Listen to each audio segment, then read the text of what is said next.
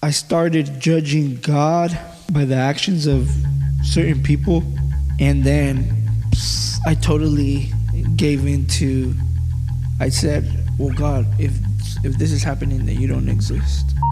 But to me, what breaks my heart is when people do come over here to make their life better, to help, their family. All right, Lord, show me she's the one. Show me, give me a sign. That's like, give me a sign. Like this is a big deal. Right.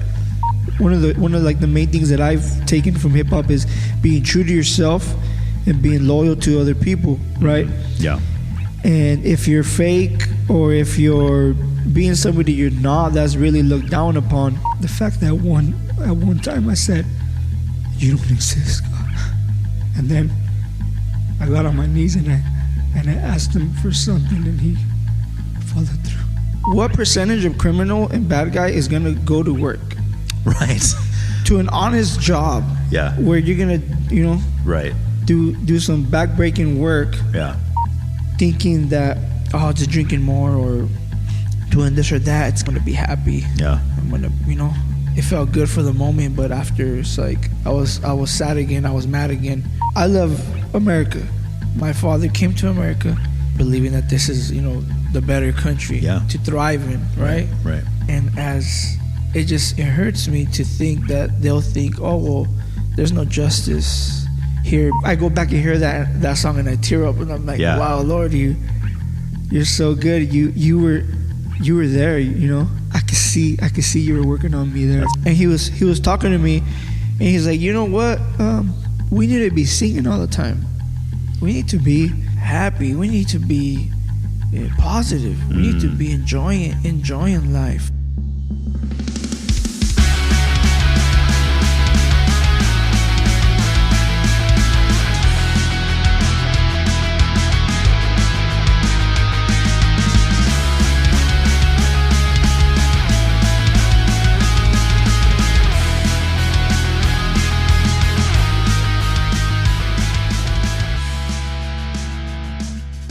Hey, what's up, everyone?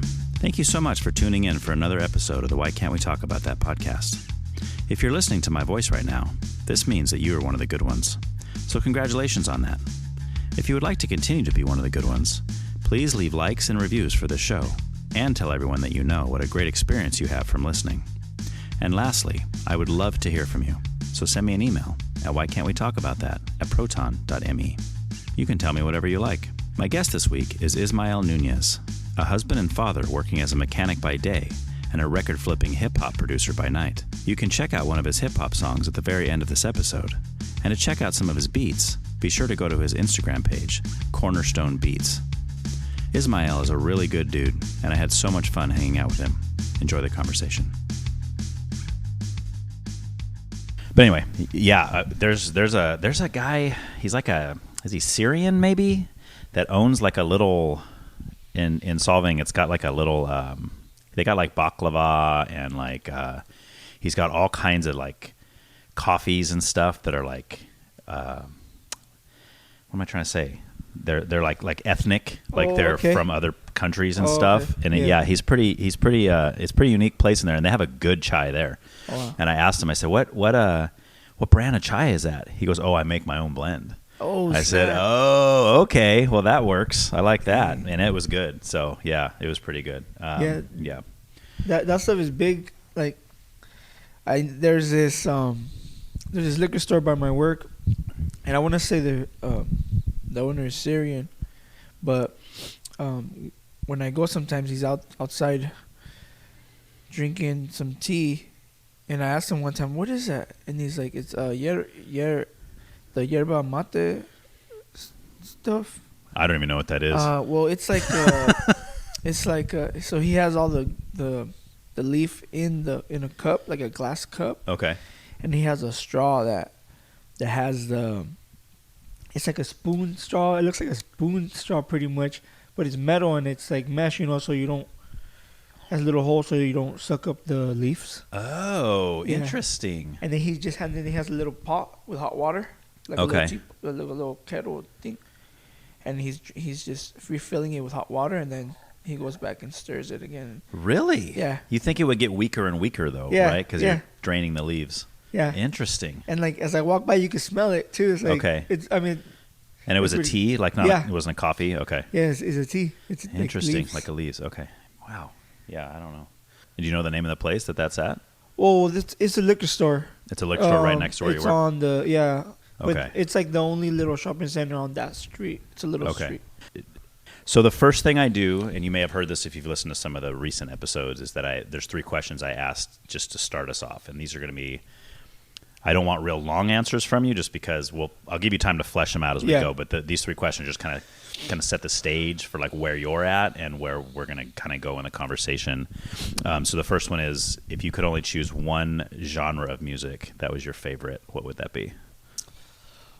Hip hop. Hip hop. Okay. Yeah. There we go. And the second question is, politically, do you tend to lean more right or left?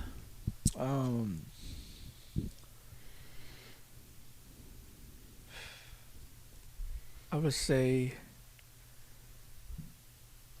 right. Okay. But you're hesitant? Are you kind of like I'm hesitant. Center right maybe? Or Yeah. Okay. More to the closer to the center. Okay. For sure. All right. And then the last one is, in a few words, describe your spiritual beliefs. In a few words, I guess it just Jesus is Lord would be the same. I mean, the main. If you put a title on there, boom. Yeah. Nice. Perfect. All right. So, since I don't know you at all, which is funny, I don't know. Like, we go to the same church. Yeah. But like, do you? Your face looks familiar. Okay. Dude. I think I seen you. Okay. Passing. And you sit on the same side as me. You sit on the left, or because you got the middle and the right. Yeah. Okay. I mean, today I sat on the right, but. Oh, you did. Okay. I sat on the left. Yeah. Okay. Gotcha. And you married with kids and stuff? Or? Yeah. Okay. Yeah. Been married since since 2017. Oh, okay. So almost 10 years. Almost 10 years. Okay. Yeah. Nice, dude. How many kids you got? 2 boys. Oh, okay. Yeah. How old are they? 6, and my 7-year-old is going to be 8 next week. So okay. You can say 8 years old. Oh, so they're still pretty young then. Yeah. Okay. Very cool. So they wouldn't know my kids then, because my kids are all youth group age now. Our youngest is going to be. Did he just turn? He just turned 16. Our youngest. And then we have 4. Our oldest is, we have a 27, a 24, and then the 18-year-old. She's the one that graduated yesterday at the party's for tonight. You've probably seen her. She sings up on stage sometimes during the service. Yeah. And then our 16-year-old. So so they're all like youth group age and stuff. But nice. So kind of walk me through your just kind of your, briefly, just kind of your life up to this point. Were you born and raised in this area? Did you grow up here? Did you Yeah, I was born here in Santa Maria, and then we lived in as a kid we lived in by Telephone Road. Oh, okay. Over here, out in the sticks. Yeah. Yeah. Yeah, and then from there we moved to Orchid, Old Town Orchid for a little bit, for maybe 3 years. Okay.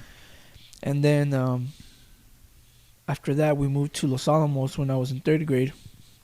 Oh, wow. And then I kind of... You're all over the place, man. Yeah, so from 3rd grade to 8th grade, I lived in Los Alamos. Okay. But since all my friends were over there, and my dad's work and just what he did, we were over there. And my grandma lived in Los Alamos, so I was... Ever since 3rd grade, I've been in Los Alamos, Okay. Throughout my whole, teenage life. Okay. Then when I was an adult, we...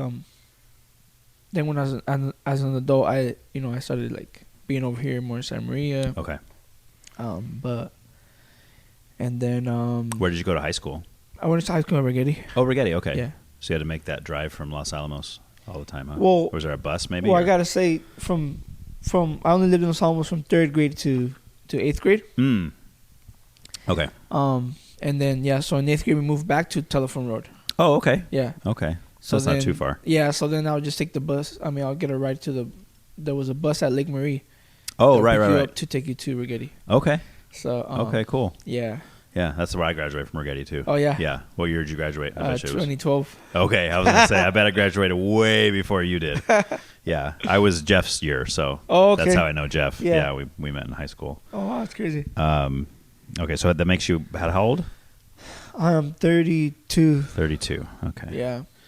Okay. Very cool. So then you graduate from Rigetti, and then what? Do you go to? Yeah, so I graduated from Rigetti, and then I go to a technical school for automotive to be a mechanic, pretty much. Okay. Yeah. So one of my cousins, he had signed up, and I wasn't really doing anything. It was probably like a year after I graduated. Mm-hmm. And then he was like, "Hey man, like you should go. You should sign up. You know, like we could get a career As a mechanic? Yeah. Okay. And I didn't know anything about cars. Like it no. wasn't like an interest at all, at all. Yeah. But I love my cousin. He's super, like I love spending time with him. We grew up together. Right. I didn't have any brothers. But since he was at my house like every weekend growing up, yeah. so he was like I see him as like my brother. Yeah. So I was like, all right, I'll go over there. So we signed up. I signed up, and then he was like, I'm gonna be living over here. I already have a place to live, so come, just. So to me, it's like, all right, whatever, let's do it. Yeah. Is that what you do for work now? Then? I'm a mechanic. Yeah. Do you work for somebody, or do you own your own shop? No, I work for the school district. Oh, okay. Yeah. For the school district. Yeah. So you do mechanical work for what? For their school vehicles? Buses and all their other vehicles that they use to operate. Oh wow! How many people are you? The only one in that department, or do you have a whole crew? No. There's a whole transportation department. Oh wow! Which consists of the dispatch and the the supervisor that coordinates all that. The bus drivers. But like as far as the mechanical aspect, mechanics. Do you have a lot of people doing? I mean, are school buses breaking down often enough for you to need multiple people to? They don't break down every day. Okay. But there's like 30, I want to say 30 something buses. Dang. Alone, right? And we still gotta. We also service the work trucks. Oh right. The mowers. Okay. And those guys are going all day. They're working at the sites or the mowers go all day. Okay. They work all day pretty much. Wow, man. Cutting grass. Yeah. So yeah, just everything wears and tears. Okay. School buses need to be inspected every 45 days or 3,000 miles, whichever comes first. Okay. That's California state law. So that keeps us busy. We always we have a board with all the buses and their miles and their dates. So we just all right, we put a weekly schedule. All right, this week these are going to be due. So we just kind of knock those out. And then as we're trying to hit that, we have breakdowns or leaks or whatever comes up, and just like any other car, a bus is gonna mess up. Wow, man! Does your job ever get boring, or do you feel like you're always that's the thing, that it's never a dull moment. Because even I talked to one of my coworkers, and I look at him like, dude, we're so blessed that this is not boring at all. Yeah. Even if it's a breakdown, breakdowns suck, but it's it's kind of an adrenaline. You go. The other day, a driving line fell off of a bus while it was driving. Yeah. Oh my gosh. I mean, I'm lying. It didn't fall totally off. Just one side. The one side fell off, so it was just hanging there, right? Okay. But the whole transfer from the transfer of power from the actual transmission to the the wheels wasn't there. Okay. So, anyways, he had to push me. I went in there, took off the brake. Released the brake, and he pushed me with the truck. And then, and I'm like, all right, dude, just give me a good push. Wow. So he just pushed me, boom. And then the way that it was, the place that we were at, it was by the bus yard already, which was awesome. Yeah. But there's a downhill that leads all the way to our yard. Mm-hmm. I'm like, dude, just push me to the, at the top of the hill and just give me a good push after, and we'll probably just roll all the way down. Okay. And Well, that's fun. That's how I went. But anyways, I was like, think about it, like I was excited. Yeah, right? yeah. I assume that they had already gotten all the kids off the bus, or was it? Oh like, yeah, there wasn't okay. any children on the bus at that point Yeah. because it was going back to the yard already. Okay, So that was good. nice. But I mean, the buses have broken down with children on the bus. Yeah. So that's probably more fun for you when you have to go out into the field, like if a vehicle breaks down somewhere. Yeah, and it's cool to be able to like wow, like before I didn't know how to deal with this, but now since I've been kind of, it's been a while. I mean, yeah, it's been a while now. When I get into these situations, instead of getting stressed out, I mean, I do get stressed out, but it's not as bad because okay, all right, all I gotta do is this, put this here, or if I totally can't work on it here, I call the tow truck, and then that's worst comes to worst, we're just gonna have to tow it. But anyways, it's just exciting, problem solving. Yeah. Being able to do that. Yeah. That's cool. See, like that mechanical work to me, I've never been interested in it either. Yeah. But it's one of those things that I kind of wish I was. I wish I would have learned because. Obviously, we go to the mechanic. It's like, it's going to be how much, and then the people I know that know how to do it, they can do their own cars. And it's like, oh, man, I can do it myself for a fourth of that price. Yeah. Just pay for parts or whatever. But, and I know lots of people that just know how to do it on them. Like my son-in-law, he does all that stuff. Oh, yeah. Yeah, I mean, nothing major, but, he'll change his own oil. He'll put on brake pads and that kind of stuff. I was like, I don't know how to do any of that. Yeah. So it's just, but it's one of those, wish I could go back in time, even like in high school, just take like auto shop or something just to learn a little bit about what's going on under the hood. Yeah, it's cool to see that. I mean, I know when I went to Rigetti, like the year that I started, the auto shop class, I guess, got cut. It was cut. Oh, no way. I don't know, whatever reason. But it's cool to see that they built that whole facility over here by the freeway. Where they're teaching. Is it high school? Yeah. Is it? I want to say it's for the high school district. Okay. All the high schools, they'll take kids in a bus over there. Really? For like a class? Yeah, I guess I'm not totally sure how they do it. Huh. But I know for sure that they teach like automotive and I want to say like construction stuff, type of stuff. Huh. And interesting. Just ag, and I think some agricultural stuff. Yeah, we had ag when I was there, but it wasn't off campus. It was it was right there.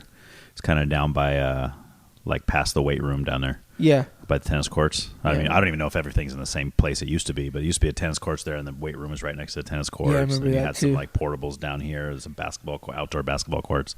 Yeah. But it's been forever. Yeah, it looks hecka different. I bet. From when I drive by, like, wait, that building, what is that? Yeah, well, dude, that whole area where all those portables are, when I was there, that was a parking lot. Oh, wow. That's where we used to park all our cars, and now there's just portables all through there. I'm like, where do the kids park now? Yeah. But then I heard they had changed it to where you could only drive to school if you're like a junior or a senior or only a senior or I heard different that too. things like that. And that's how they got rid of that problem of having too many cars parked in the parking lot because they needed all that parking lot space. I was like, dang, dude, that's crazy. Okay, so and are you involved in like martial arts too? Is that how? Because that's how Jeff knows you, right? Oh yeah, that's how I met Jeff. Okay. Yeah, I put my boys into his school, to the Gracie Jiu-Jitsu. Oh, okay. Because I live right down the road from where he has his his school at. And that's in Napomo? Yeah. Okay. Yeah. So yeah, I put my boys in there, and then I was like, I got kind of interested. I'm like, oh, it'd be cool. It'll be cool to join. And okay. And Jeff would be like, hey, maybe. Yeah. You guys should take some classes, like to tell me my way. Nice. So you do it with your boys? Or are you guys in separate classes? No, separate classes. Okay, yeah. Okay. Yeah.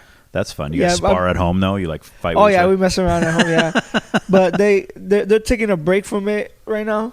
Okay. It got to a point where we're kind of like forcing them to go. Oh. And I'm like, all right. And they were talking about like wanting to learn their instrument and stuff like that. So I was like, all right, well, let's take a break and we'll do. You guys would get into some music. Yeah. What do they want to play? So my older one, he's learning trumpet. Okay. And then my younger one, he's learning the piano. Oh, nice, dude. Yeah. There you go, So man. it's been like a month. Yeah. If you only had like 3 or 4 other kids, you could have had a little band going. For real. Like the Jackson 5 or something. Yeah, man.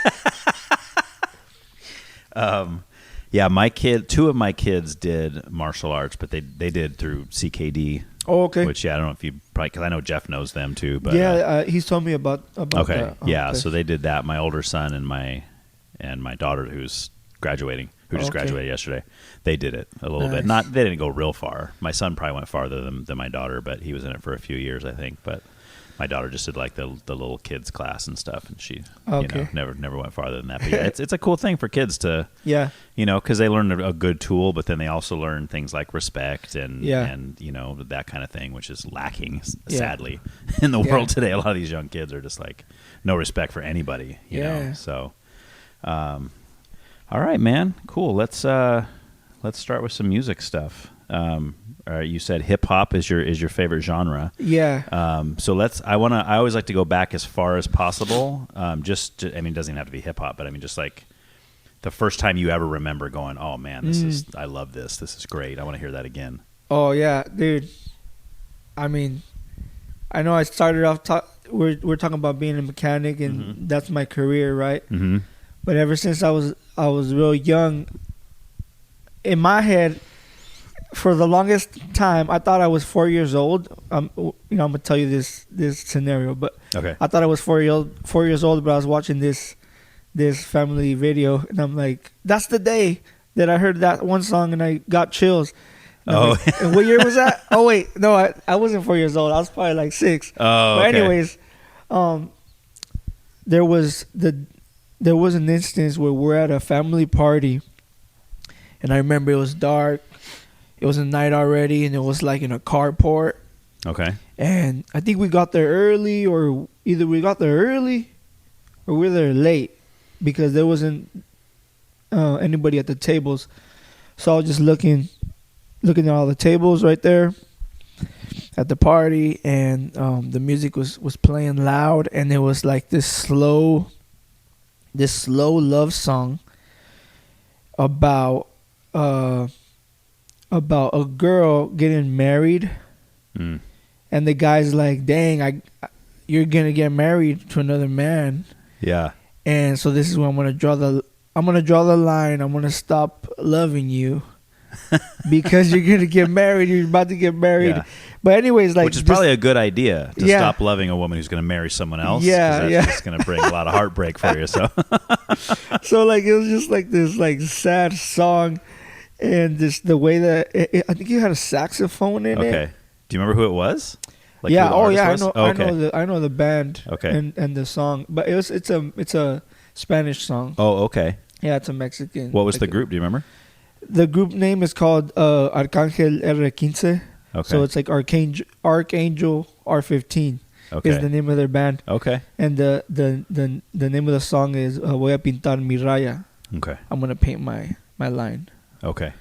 Yeah, what was the word for line? Mariah? Raya. Well, it's like a raya is more like if you're gonna do a thing on the dirt or something. Oh, like raya, a line in the sand kind of thing. Okay. It's like kind of like, it's not directly line, but okay.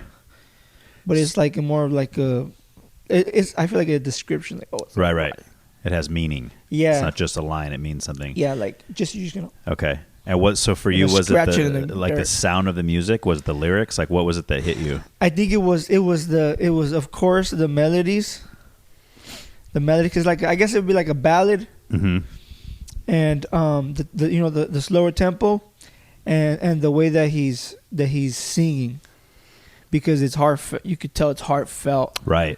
And yeah, and me, I was a little kid. What do I know about loving? Right. I know about loving a woman and being in love with a woman. She's about to get married. Like, I don't know anything about that. Yeah. But just the way that he was expressing himself. Yeah. Gave me chills, and of course the instruments. Okay. So I remember that to this day, how I felt. And you were like 6, you said, at this point? Wow, dude. Yeah. Yeah, that's early to have that kind of a connection with a song like that. Yeah, and then I remember also on my 6th birthday, they were telling me, "Oh, sing a song." And I started singing a song. Yeah. Like, and I guess that was just something that I would do. Like, did you make up a song? No. Like I was singing whatever was playing. Yeah, I don't know what song it was, but it was a Mexican song. Okay.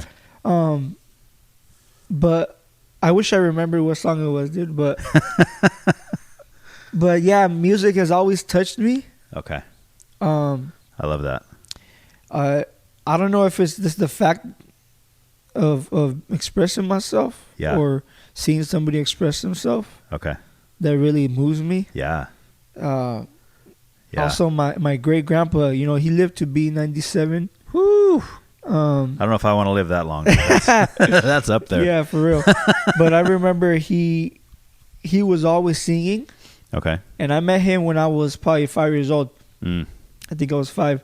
But anyways, I remember we were driving in the back of the truck in Mexico. Forgot where we were going. But anyways, it was me, him, and another cousin in the back. And he was talking to me. And he's like, you know what? He said, we need to be singing all the time. We need to be happy. We need to be positive. We need to be enjoying life. Yeah. And he started singing. Oh, okay. Right then and there. Yeah. And he's like telling me to sing with him. Like, I don't know this. Was he a good singer? Or did he just do it because he liked No, it wasn't like a talent of his, but he was just, yeah, man. Just happy. Make you feel good, right? Yeah. So yeah, exactly. Just cool. So like hearing that, like his attitude, I feel really impacted me. So when I hear music or something like that, or somebody just being heartfelt, or like a poem or something, it really touches me. I'm like, I really try to like pay attention and kind of feel what they're feeling. Yeah. And that's awesome. And do you still sing yourself ever? Just like, I mean, yeah, I sing, just for in the fun? shower. No, in the shower. I sing in yeah. the shower too, man. I belt it out in there. That's my favorite place to sing. I like the acoustics in there. Yeah. Sounds great, man. You get a little echo. Yeah. Sometimes I think if I turn the music up loud enough so I can't hear myself, I think, man, I sound great. Killing it. I sound just like this guy, man. Yeah, just for fun. Yeah, when I'm feeling it. Yeah. Okay. Yeah, so then I started. I mean, I'm kind of fast forwarding, but yeah, I was writing my own raps. Oh wow. Yeah. Okay. How old were you when you were doing that? When I started writing my own raps, I was 14. Okay. Yeah. So still in high school. Old. Yeah. Okay. Did you ever perform them for anybody? No, I never performed. At that age, I didn't. Okay. No. I recorded a lot of music. Okay. Yeah. You still have it? Oh yeah. Really? Yeah. That's so cool. So usually people lose that kind of stuff. Yeah, I have this song. Oh my gosh. I have this song that I wrote and recorded right when. So it's like a heartfelt song, talking about how I'm kind of like at a crossroads of deciding what I'm gonna do in life. Mm-hmm. But you can tell that God was starting to work in my heart. Okay. Because the chorus that I wrote said, "Show me the way. I'm trying to find myself." Mm-hmm. And then the last line of the last verse in the song was, I'm talking to God. I'm saying, take my hand and just go. Like, lead me. Sure. And at the moment, I wasn't. I mean, yes, when I was writing it, I did mean that to where, God, I'm kind of lost. I feel kind of lost right now. You know, I need you. Right.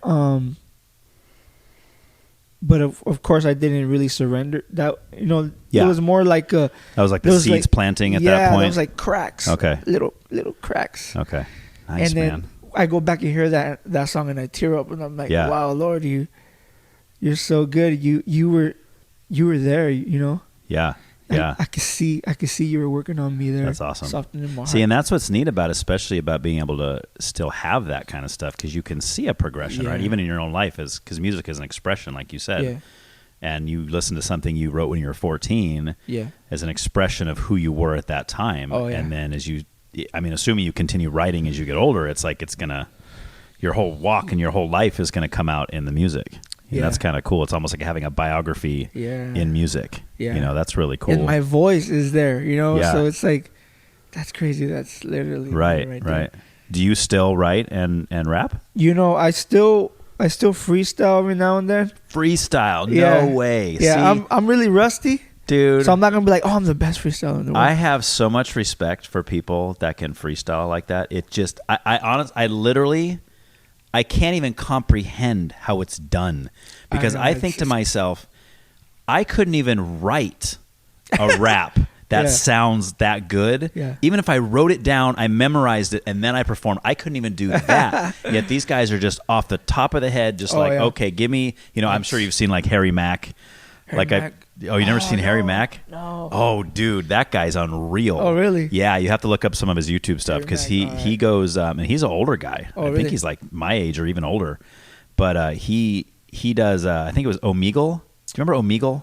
Omegle? I never did Omegle. Yeah. Oh, it was like a video chat, basically, and I guess I never did it. I didn't know what it was until I started watching Harry Mack do it. Yeah. But he would like I guess you just connect with random people and just talk to them. Oh, okay. Or whatever. You start but he would always connect with random people, and he would say, hey, I'm doing freestyle raps on here for people. Can I do one for you guys? Oh. And they're like, oh, sure. And they're like, yeah, whatever. They're usually like, yeah, sure, buddy. And he's like, okay, give me like 4 or 5 challenging words that I can add into it. And he just goes, dude. He just drops a beat and he just goes into it. And he doesn't only just use the words that they give him. He literally is rapping about everything that's in their room, what's on their T-shirt, what the earrings she's wearing, and all and it all rhymes and it all flows. And it's just like, I'm like, dude, it's so good. Yeah. That I think to myself that there has to be a trick here. There's got to be something going on. Like somebody's typing this into a computer somewhere off screen, and they're feeding it into his headset, and he's just learned to like say it as soon as it comes out the headset. So good. Like I'm like, because it's amazing. Yeah. So anyway, all that to say, I have a lot of respect for people that can do that. So you're pretty good at that, huh? Used to be anyway. So I used to be better. Okay. It's at least for me, I have to practice. Okay. If I mean, just like anything, like I feel like the more you practice, I think those what are those things that fire in your brain? Neurons. Yeah, those neurons. The more they fire while you're practicing that, I think that helps. Yeah, mine don't fire like that, dude. I don't think they ever have. I got a slow firing or something. I don't know. But you know what? You know what helped me when I learned? I watched my friend do it one time. Like one of my biggest influences. Okay. In getting into rapping and stuff like that. Yeah. I was like, dude, how do you do that? Please show me. Yeah. And he's like, it's really not that hard. I'm like, dude, yeah, right. Liar. Yeah, right. He's just if you mess up, just keep going. Yeah. Just keep going. Don't think, oh my gosh, I messed up. Yeah. Just keep going, and the more you do it, the less you mess up. Yeah, the less you mess up, you mess up, and then practice. You know, as you practice, you'll get better. Okay. Wow, dude. He's like, don't worry about messing up. Did you ever do that in front of people? Like, have you ever done like freestyle say I'm in front of people? Yeah, I have. Oh, dude, like what kind of a setting is that? Oh, like just it was kind of recent, man. Really? Like, yeah. So. Because I make hip hop beats. That's really what I do mostly related to music. And then you like sell them to rappers that they can use? Okay. Yeah.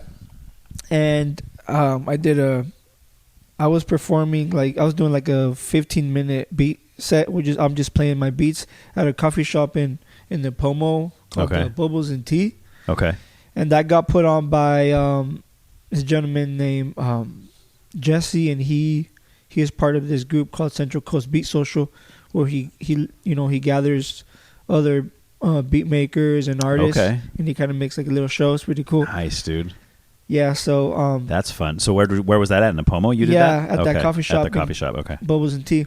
So there's like people sitting at tables drinking coffee, and you're getting up on there, and you're just gonna freestyle in front of everybody. But I wasn't supposed to freestyle that day because I was just playing my beats. Okay. And there was a microphone right there, and I told the dude, hey man, tell anybody who wants to come and rap, because I knew there was rappers there. Yeah. So anybody that wants to freestyle, tell them to come. You know, I don't care, I don't mind. Like that's really what I want. Wow. Yeah. So like I was playing my beat, and I just really liked this beat. Like it was like, oh my god, I was feeling it so much, and nobody was coming up, and I was like, oh, you know what? Let me go. It was for you. That's why. Yeah. No one else wanted to do it because it was for you. Yeah, right. This is my moment. Yeah. No, but they didn't know me as a rapper or anything. They just knew me as. Yeah. They're barely meeting me, first of all, right, as a beat maker. Yeah. And I go up there and I rap and I freestyle and I didn't mess up. Yeah. It wasn't like too long, maybe a couple seconds. Meaning you like just stopped, like you froze, like you couldn't think of something to say? No. Or I'm you sorry. just didn't rhyme? I'm sorry. Or like what happened? Not a couple seconds as in it was a short verse, but it wasn't like the whole beat. It was maybe like a piece of the beat and then like just enough to hit a couple punchlines. But once I finished like the punchlines that I wanted, and then I stopped. Okay. But it went good. What I was trying to say, it went well. Yeah. And I hadn't freestyled in a long time. I haven't tried it again. For the people, but I was just tripping out. Yeah. I was just so like, I was excited about that. I was oh my gosh, I can't believe I did that. I was like, thank you, man. God, you did it. You know, you just like showed me favor there, big time. Yeah. Because I hadn't freestyled in a long time. What was the response? Did you get a good response? Oh yeah, everybody was like, oh, nice. Like, and I was like, oh, that was cool, man. Like, okay. It was awesome. That's cool. It was awesome, yeah. And so beyond freestyle, do you write and record? Do you have anything recorded? Have you released anything or? No. No, okay. No, I haven't. Okay. I'm planning on writing this song with one of my buddies. Okay. And I feel the reason that I haven't written or recorded any music was because for the longest time, I was figuring out who really I am, right? Yeah. Musically, because when I used to make music before as a teenager and as a young adult, it was very just glorifying the wrong things. I wasn't like a rapper glorifying like murder or anything like that. Yeah. But just glorifying a lifestyle that I don't, that I'm not proud of. Right. Right. So, which is a typical kind of rapper lifestyle, right? Yeah. So yeah, that's why when you listen to like Christian rappers and stuff, it sounds weird because it's like, I mean, it doesn't sound weird in a bad way. It's just, you're expecting to hear F-bombs. You're expecting to hear women talked about disrespectfully and about drugs and killing. And like, that's just kind of standard in a lot of the hip hop stuff. Yeah. So, yeah. Yeah. So, I feel I'm barely getting to the point where I'm refining or I'm learning I'm trying to find a way to express myself in a way that will make the best impact. Yeah. Which is one of the reasons why I focused more on making beats. Mm-hmm. Because I feel like I can impact more people when I'm talking to the artist. Yeah. Instead of me being the artist. Right. That's just where I am right now. Yeah. Maybe that'll change. And have you made any beats for anybody that did anything with it? Like did it become a big song or anything? No. Okay. Not yet. Just like local people. Okay. Since I sell online, I sold to some people in Texas and like other states. But nobody that's won any Grammys or anything. No, no. And if they did, they haven't told me. Yeah, you hear it one day, like, "Hey, wait a minute, that's my beat." I know. You know? Yeah. Okay. Yeah. And when you make, and we'll get into some of your hip hop influences, but like when you make beats and stuff, do you tend to have, since you grew up in this area, do you tend to have more like a West Coast sound as opposed to an East Coast sound with beats, or do you do both? Well, see, that's the thing, man. My beats sound more East Coast. Really? Because I do I sample from vinyl records. Okay. I love to do that. Yeah. and more West Coast stuff. Yeah, some people they do sample a little bit, but the West Coast sound has more synths. And, Yeah. you know. Oh yeah, the original, keyboards, yeah. especially like in the '90s with that kind of Yeah. you know, with the Dre stuff and Yeah. all that. Yeah. Yeah. But yeah, I have more of like an East Coast sound. Okay. Do you tend to like more East Coast rappers than West Yeah, Coast I do. rappers? Okay. So Yeah. what's some of your favorites? So my biggest influence has been Nas. Dude, okay. Okay, let me say this. I'm definitely a West Coast rap guy. When it comes to rap, West Coast is by far my favorite. Yeah. But when it comes to East Coast, Nas is my favorite, Dude. hands down. Oh my gosh. That yeah. guy is amazing. Yeah. I remember the first time I heard Illmatic when I was in high school. I was like, dude, this is like, and then, you know, you going down the line and he just is amazing. Dude, there's my favorite song from Nas is Project Windows. Have you heard Project Windows? I don't know if I've heard that one. What album's that on? Is that later? I think or? Nostradamus, maybe. Okay. I've heard some of that album, not the whole thing so. though, yeah. That's the one that shows like looks like a pharaoh, like King Tut on the front. No, I think he has like a hood. Okay. And then the I think it's the projects. Okay. Where he grew up in is behind. It's kind of like a translucent Okay. picture. Maybe I haven't heard that album then. But Okay. dude, it's so cool. Yeah. I remember hearing that song, and the way that he described his whole surroundings. Like he has this line where he says, well, in the song, of course, he's talking about growing up in the projects of Queens. I think that's where he's from. I think so, yeah. And he's a child, right? And he says he's laying there, and he's saying that in the night, he says in the night the windows were speakers pumping life out. Oh, dude, that's a cool lyric. Right? Dude. Like imagine you're just there, you're a little kid, and you just hear everything going on outside. Yeah. And then he says it's like a fight, people screaming because somebody pulled the knife out. Right. And he's watching all of this, dude. and he's like, I'm hooked to this tune. Like he's like, what's it next? He's like, I was impatient to get out and become part of the noise out there. Yeah. Wow. You know? That's, yeah. See, his lyrics are awesome. And he's like, but reading is what I should have done. Because my imagination would run. Yeah. Yeah.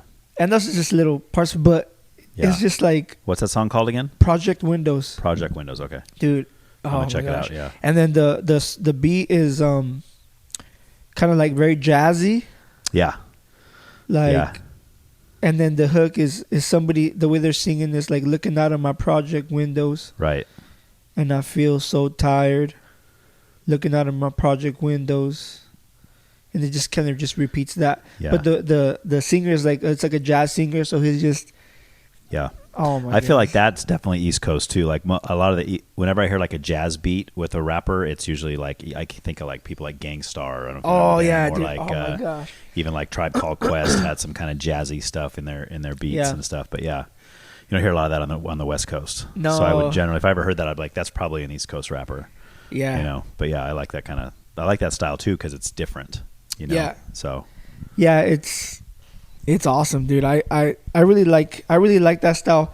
I feel like, you know, the reason I think the reason I really like that style is because when hip hop came to the West Coast, well, at least commercially, it was very gangster rap oriented. Yeah. You know, so it was like East versus West, and they were talking crap about each other. Yeah. Doing all this stuff. So that is what drove that culture. And I'm really not into even back then, like it was cool, but I really like, that's why I think Nas is my favorite, because his storytelling is good. Yeah. He grew up in that lifestyle as well. But he more told stories about his community. And I'm not saying he's like, oh, he's like the more moral guy or whatever. Right. But the way that he went about talking about the things that he's lived, to me, it wasn't very. It was very very well put. Right.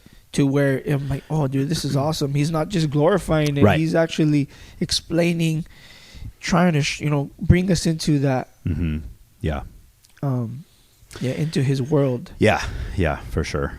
I grew up, obviously we've already established I'm way older than you, but I grew up on a lot of that early, mainly California rap music. Yeah. Like the LA stuff with obviously NWA and Eazy and Ice Cube and all those guys. And then my favorite was Too Short when I was growing up, Yeah. And I loved Bay Area rap the most. Like Too Short, Ant Banks, all those guys, MC Pooh, Spice One, like all those guys were just, I can never get into E40. Every time I talk about really? Bay Area rap, somebody else says, oh, an E40. I'm like, oh, I could just because he just, I don't know. I don't want to rag on E40 again. I do it all the time whenever somebody brings that, but it sounds the same, and he just says that. But I was like, dude, what in the world is this? But like just about every other Bay Area rapper out there, I was a huge fan of. Even a lot of I had a buddy that lived up in Hayward, and he even had some underground stuff that like, to this day I have not been able to find it. One guy, Young Selsky. Have you heard of this? No. I see. This was in high school. He had like a demo tape by this guy, Young Selsky, I think his name was. And dude, it was awesome. And I was like, the beats were awesome. It was totally underground sounding, but it was good. And the guy's voice was awesome. I cannot find that today for nothing. I would love to find those songs now so I could re-listen to them. Yeah. But yeah, I loved all that stuff growing up, and and there were a lot of East Coast. I listened to LL Cool J and Eric B and Rakim and some of that stuff growing up too. EPMD. Okay. Some of that, and of course Beastie Boys, which can't go wrong with the Beastie Boys. I have a hard time even considering them hip hop because they're so different than that. Oh yeah. But they kind of have their own sound and style. But but I was definitely more of a West Coast rap guy. So yeah. Yeah. That's cool, man. So let's talk about some more of your favorites. Well, first of all, let me ask you this: Do you mentioned that hip hop would be your favorite genre? Yeah. But is that all you like? Do you like anything other than that? I like all music. All music, okay. I like all music. Okay. My top favorites would be hip hop and then Mexican music. Not mariachi. I love mariachi when it's slow. Yeah. And more like heartfelt. Right. Like sad songs or songs like that, slow songs. Yeah. Just because how they're singing and expressing themselves. I don't speak any Spanish, but I like listening to Spanish music. Oh yeah? Yeah, I have no idea. They could be saying terrible things and I would never know, but I like the sound of it. Yeah.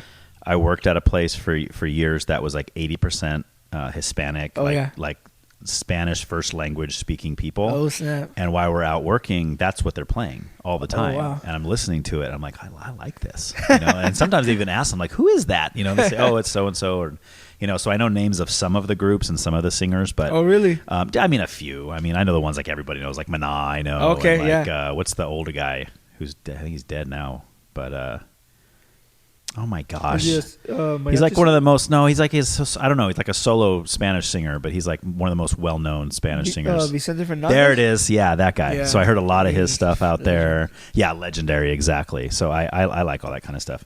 But anyway, so those are your two tops. Yeah, hip hop okay. and I guess you could say regional Mexican music. Okay. Where they have the accordion. Oh, nice. Was it norteño type of music? Yeah. I think they call it. Yeah. But there's one with the accordion and they telling stories. Okay. They're telling stories about I don't know, an outlaw or just something that happened in the town, or I mean, now they make songs about the drug dealers, glorifying the drug dealers. Glorifying them? Oh yeah, dude. Is that because they're scared of them? Oh no, taking them out. Why would they glorify they're starting to come back on it. Okay. But the drug dealers have paid artists or sponsored artists as well. Yeah. To make music, and they pay them, hey, give me I'll give you this much money, make me a song, talk about how I'm the man, and Yeah. you know, Okay. So I'm yeah, the boss, and that's what I was stuff saying. Like, there's that. got to be some kind of monetary gain or Yeah. something there. So it's like, okay, Yeah. It's like, oh, I'll make you look good, man. I'll let everyone know if they want their drugs, you're the guy to get them from, right? Yeah, pretty much. Okay. But yeah, there's a style, there's that style of music. Well, there's a year where in the earlier years, instead of how they do now, where they glorify them, they were just talking about what was happening, you know. So I like that, just Okay. the storytelling. Okay. And Cool, I like some rock music. Actually, before I got really into hip hop, I was really into rock. Like what kind of rock? Like heavy or just kind of? No, well, it was like a mix of everything, dude. Blink-182 was like one of my favorite bands. Oh, really? Yeah. Did you listen to the episode I did on them yet? No, so I was listening to I forgot when it was. I forgot the dude's name. Okay. But anyways, I clicked on that one, and under it I saw Blink-182. I'm like, oh, that was next. Yeah. But I didn't get to. Well, that whole episode is just about Blink-182. Oh, no and it's way. me and two previous guests that I've had on before. Oh, dude. And we spent the whole episode talking about Blink-182, and I also put sound clips in it. Really? It's really fun to listen to because like you're literally listening to. We'll talk about a song and then I'll play a clip of it and then we'll talk we'll talk about certain parts of songs and both of the people that I had on with me are huge. Like they know all the behind the scenes stuff with Blink and like so they're talking about when they wrote this song, this is what was happening, this is why he wrote this, and so it was really neat. Dude, and I've gotten a lot of good feedback about that episode. So you should definitely check it out. I'm not trying to plug my own stuff, but if you're a fan of Blink, you should definitely check that out. So okay, definitely. So that's I'm my favorite kind of music is 90s skate punk. Okay. And I think the first couple Blink albums I would probably put in that category. Okay. I know when they got more popular, it kind of got more melodic and more, stuff. But I love Blink and that kind of music. So Dude. yeah. So that was my one of my favorite bands, dude. Yeah. Did you ever get to see them live? Never. Okay. No, because when I was into that, by the time that I got into Blink-182, I don't think they were a band anymore.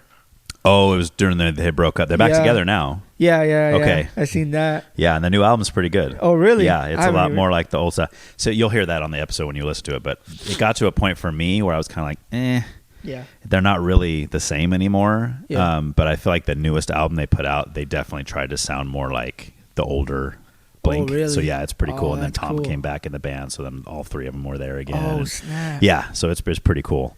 But yeah, I definitely like early Blink the best. Dude. The first 2-3 albums were probably my favorite ones. Yeah. So for sure, that's really cool. Yeah, dude. So you came in like late to the game with them. Yeah, Huh? because it was like MySpace days. Oh my gosh. And like there would be like groups or whatever or pages, Blink-182 coming back. Yeah. Like they would say it all the time, and like every post they would put or every thing they would put like Blink-182, they will be back, and they're back, and they're back. There you go. I hope they do another one too. I hope they write another album, but because that one was 2024, I think. Oh, okay. So it's been a few years since that newest one came out, but yeah. So okay, so let's talk about some of your favorites of all time, whether it's rappers, rock bands, whatever. Like if you were to pick a top 5 and just say these are my core. Always come back to these. Just artists? Yeah, just in general. So Nas for sure. Okay. And there's another rapper / producer from Los Angeles. His name is Evidence. Never heard of it. And another rapper / producer. His name is he goes by The Alchemist. I like that. Yeah. That's cool. And let's see here. Is that pretty underground, those last two you gave me? Yeah, those last guys, they're underground. I mean, The Alchemist, he works with big people, but like him, like the stuff that he does is more underground. Okay. Yeah. Let's see what else. It's a hard question, huh? Yeah. Yeah. And the rock bands, Blink-182. Okay. Let's see, what other rock band? System of a Down. I used to like System of a Down. Okay. Nice. So I got to ask you, since you're a Christian, Yeah. and you mentioned System of a Down, have you ever heard of the band The Apologetics? So you've heard of Weird Al? Yeah. Like Weird Al does parodies. Yeah. So the Apologetics have been doing it a long time. Like I don't think they've been around as long as Weird Al, but they've definitely produced more music. Like they just put out like their 84th album or something. Dang. But they do Christian parodies. Oh, okay. And the one they do of Chop Suey by System of a Down has got to be one of the funniest songs I've ever heard. It's called Downer of a Sister. And it's dude, and it's the whole story about how, in the Bible, how Jacob worked 7 years to marry Rachel, but then Laban gives him Leah, the older sister, instead. The whole song's about that, dude. It's like, why'd you give me Leah instead of Rachel? Don't you know she ain't no Charlie's Angel? It's like, it talks about, the Bible says she's not real good to look at, right? She's not very pretty like Rachel is, And it's really, really funny. So I always try to kind of plug that just because I'm like, you have to listen to that. Yeah. But they do, they have a song called Enter Samson. It's like Enter Sandman by Metallica. But it's a parody of Samson, and they're funny, dude. Really, really funny. But anyway, so it's the System of a Down. Yeah.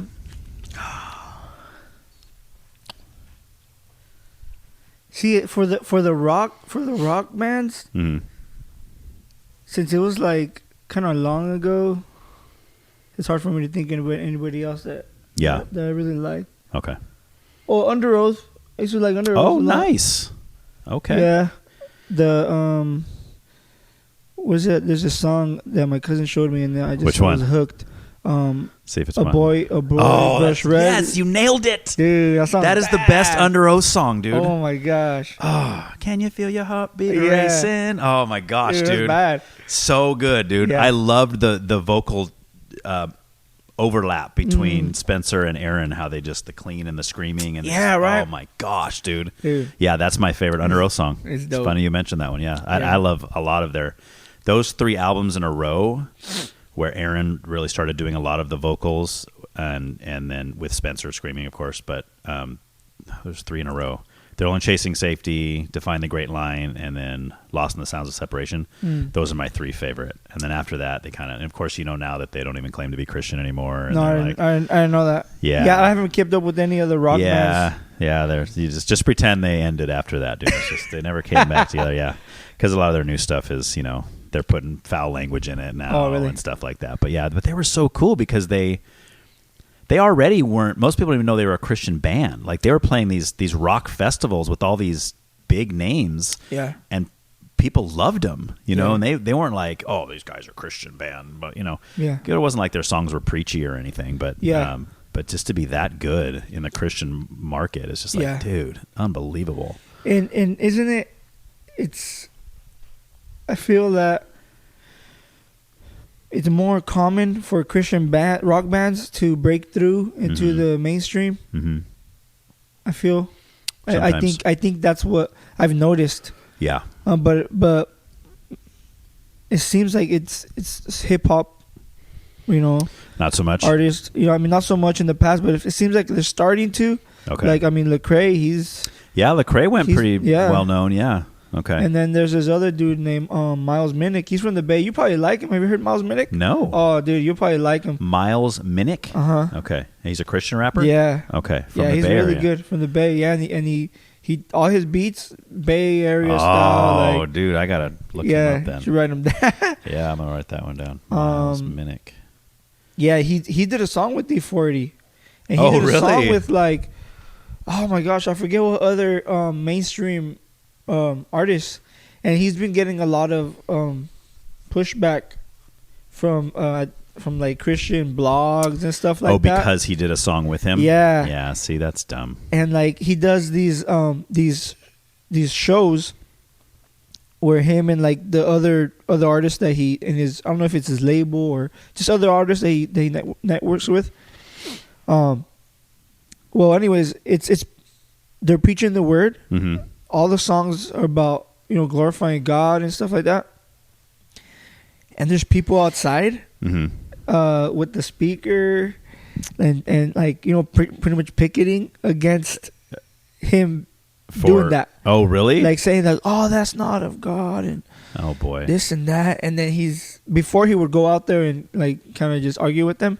Yeah. But now he's starting to be like, hey, just let them, be. But he's like, we're going to keep doing what we're doing. Right. We're going to glorify God. And, yeah. Because it gets packed with kids. That's cool, man. And younger, bunch of young people. That's awesome. That's awesome because of the impact that's going to have on the youth. Yeah. That's good. That's because a lot of times rap does not have a good impact on kids. No, yeah. And, I know. And that inspires me, dude. Like, dude, that's awesome. A lot of the times people look at hip hop and they have this idea of it, and they just brush it off or don't listen to that or But it's beautiful because the core of hip hop is being true. One of the main things that I've taken from hip hop is being true to yourself and being loyal to other people, right? Yeah.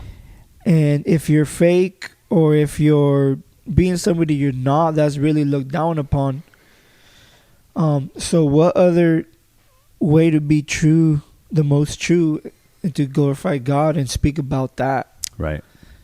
So that's what drives me. That kind of like fuels me to want to keep doing hip hop music, especially my style, which is the hip hop, like the more underground, more East Coast sounding. Okay. Because in that niche, the rappers don't tend to glorify the gang life or being promiscuous or whatever, Right. They tend to lean more on being real. They call it, So I'm like, well, if this is the niche that I can have an impact with, why would I not double down on this? And right.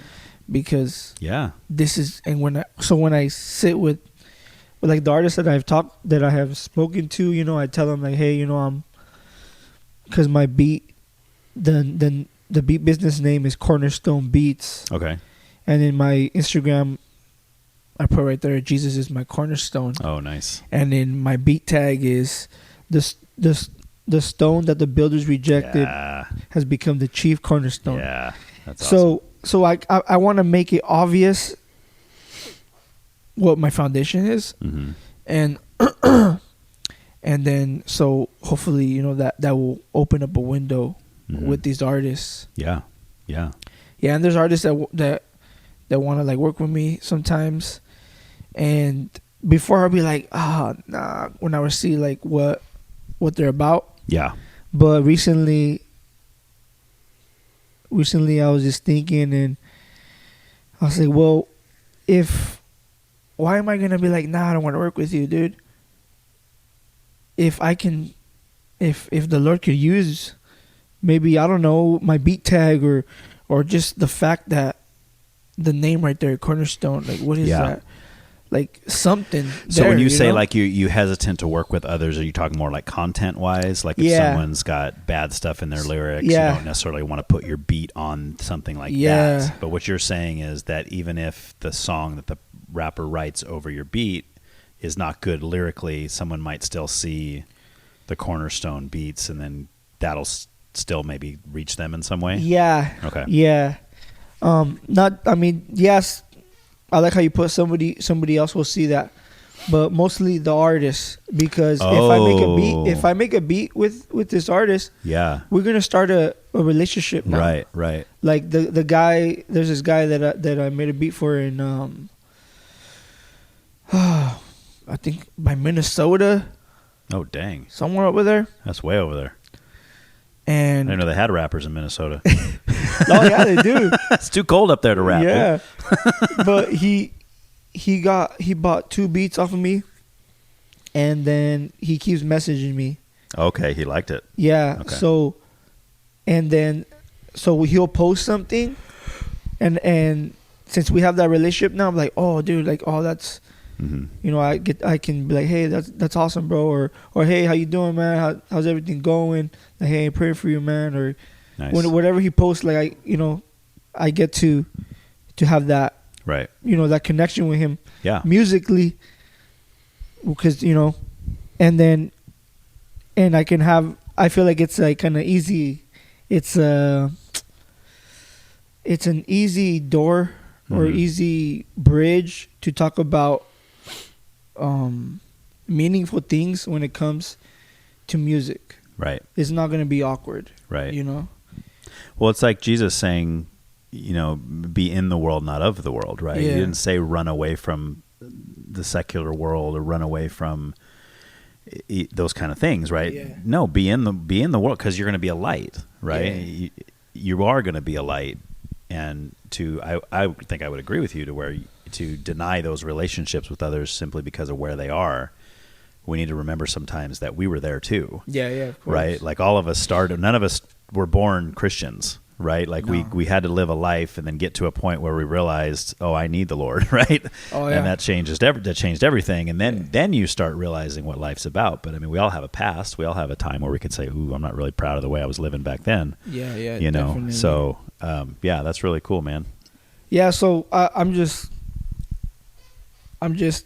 really happy in the niche that I am in, because of the way that you have to write your songs, or okay, let me reword this. I'm happy about the niche that I'm in because of the door that it opens, how easy it is to talk about meaningful things. Right. Because of the style, it's not party music. Yeah. Is the easier way. It's not party music, so it's gonna be meaningful. Right. It's not superficial. Yeah, it's got something with bite, something that's gonna impact somebody's life in a good way. Yeah. Okay. Nice, dude. Yeah. So I know you're talking about working on your beats and stuff, but do you plan to eventually maybe make your own album, make your own?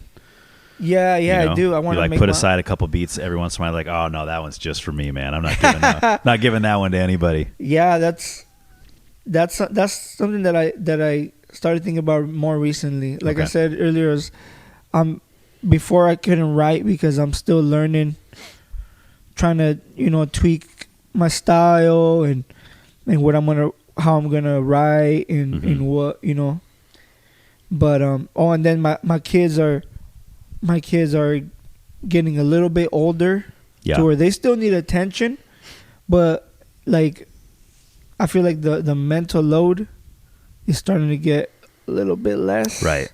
Because I don't have to worry about them. Yeah, I don't know, falling off the couch, putting forks in light sockets and that kind of stuff. Yeah, stuff like that. I mean, I'm sure there's new obstacles that are gonna come up and new things that I gotta worry about. Wait till the teenagers do. That's when it gets real fun. Yeah. But something in me, maybe it's the Lord, is stirring up that I want to write again. Yeah. And you got to do it, man. You can't disobey the Lord, dude. Yeah, exactly. You better get on it. As soon as you leave here, you better go home and start writing, because you got to get it. It's recorded now, huh? Yeah, it's in stone, dude. It's there. I'm not taking that out. Oh, jeez. No pressure. So my son, my 24-year-old son, dabbled in that for a while. He did a couple of he's had 3 like full-length albums that he's kind of self-released, self-produced. Oh, wow. The first one is more like it's more like singing acoustic guitar kind of songs, and then the second one is like full-on hip-hop. And then the third one's kind of like electronic, more definitely a lot of rap style in it, but kind of the beats are different with some more kind of techno-y sounds. I'm sure if I'm using these descriptions, he's like, Dad, it's not that. It's not, that's what I think of it. That's what I hear about it. But I think he's got some really cool stuff. And he was kind of together with a hip hop collective, local. Here. Yeah, with a couple of the other guys. Not Christian based at all, but it was some of the other guys, like this guy Exov was one of the rappers. Exov. Dang it. He had a bunch of people like featured on his album. And let's see. Let me bring it up real quick so I can, because you might know some of these guys. I don't know, because you're kind of in that world. But his name is Aiden, but his rap name he goes by just Aiden Ryan. Aiden Ryan, yeah. And they've done a couple shows here and there, like different, like backyard, kind of stuff. Eros DeMarco is one guy. Yeah, Xov. These are all rap names, of course. I don't think that's their birth name. The government name. Yeah, he's collaborated with a lot of different people. He's had a lot of kind of local female vocalists that have done choruses for him and stuff. But again, it's all self-produced. Like he literally just sits up in his bedroom and just makes all these albums, and then he puts them on, whatever, iTunes or whatever, and tries to, or Spotify or whatever, Yeah. And he never really, and that's kind of why he's at a lull now, is because he kind of got discouraged. Oh, okay. And I always try to tell him, dude, create what you want to create. Yeah. If people like it, great. If not, just keep pumping it out, dude. Yeah. And he's back collaborating with another friend of his, and they started writing again. So that gets me excited. I'm awesome. like, oh, so cool. Yeah, I'm gonna check him out. And it's hard because I'm like, of course I'm his dad, so I'm gonna be a little biased, but I think it's good. I mean, a lot of the songs I hear, I go, dude, you made that song? He's like, yeah. I'm like, wow, dude, that's like, and I was like, and you went into someone's backyard where there was like 40 people and you performed that live? He's like, yeah, here's some of the video. I was like, dude, you got bigger stones than I got, that's for sure. Because I could never, even if I was, I don't know, I can't do that kind of stuff. I wouldn't even want to go up on stage yesterday to give a speech for my daughter's graduation, with all these people looking at me like I'm on stage. And people say, how do you get stage fright? You do a podcast. I'm like, that's way different, man. I'm sitting in my living room on a couch. I'm hanging out. We're drinking chai. It's casual. I'm not up on a stage looking at all these people I don't know. That's what scares me. So, but anyway, all right, that's so cool, dude. Yeah, I look forward to you releasing some stuff, dude. Or even if you have old stuff, send it to me. I want to hear some. I want to hear some of your raps, dude. It's a little vulgar, but I'll send it to you. Okay, yeah, I want to check it out, even if it is. Yeah, I want to hear your style. Okay.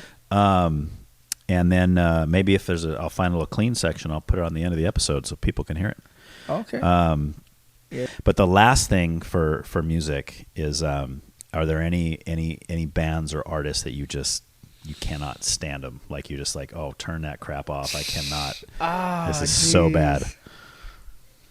Oh my gosh. I can't stand. Let's see, what can I not stand?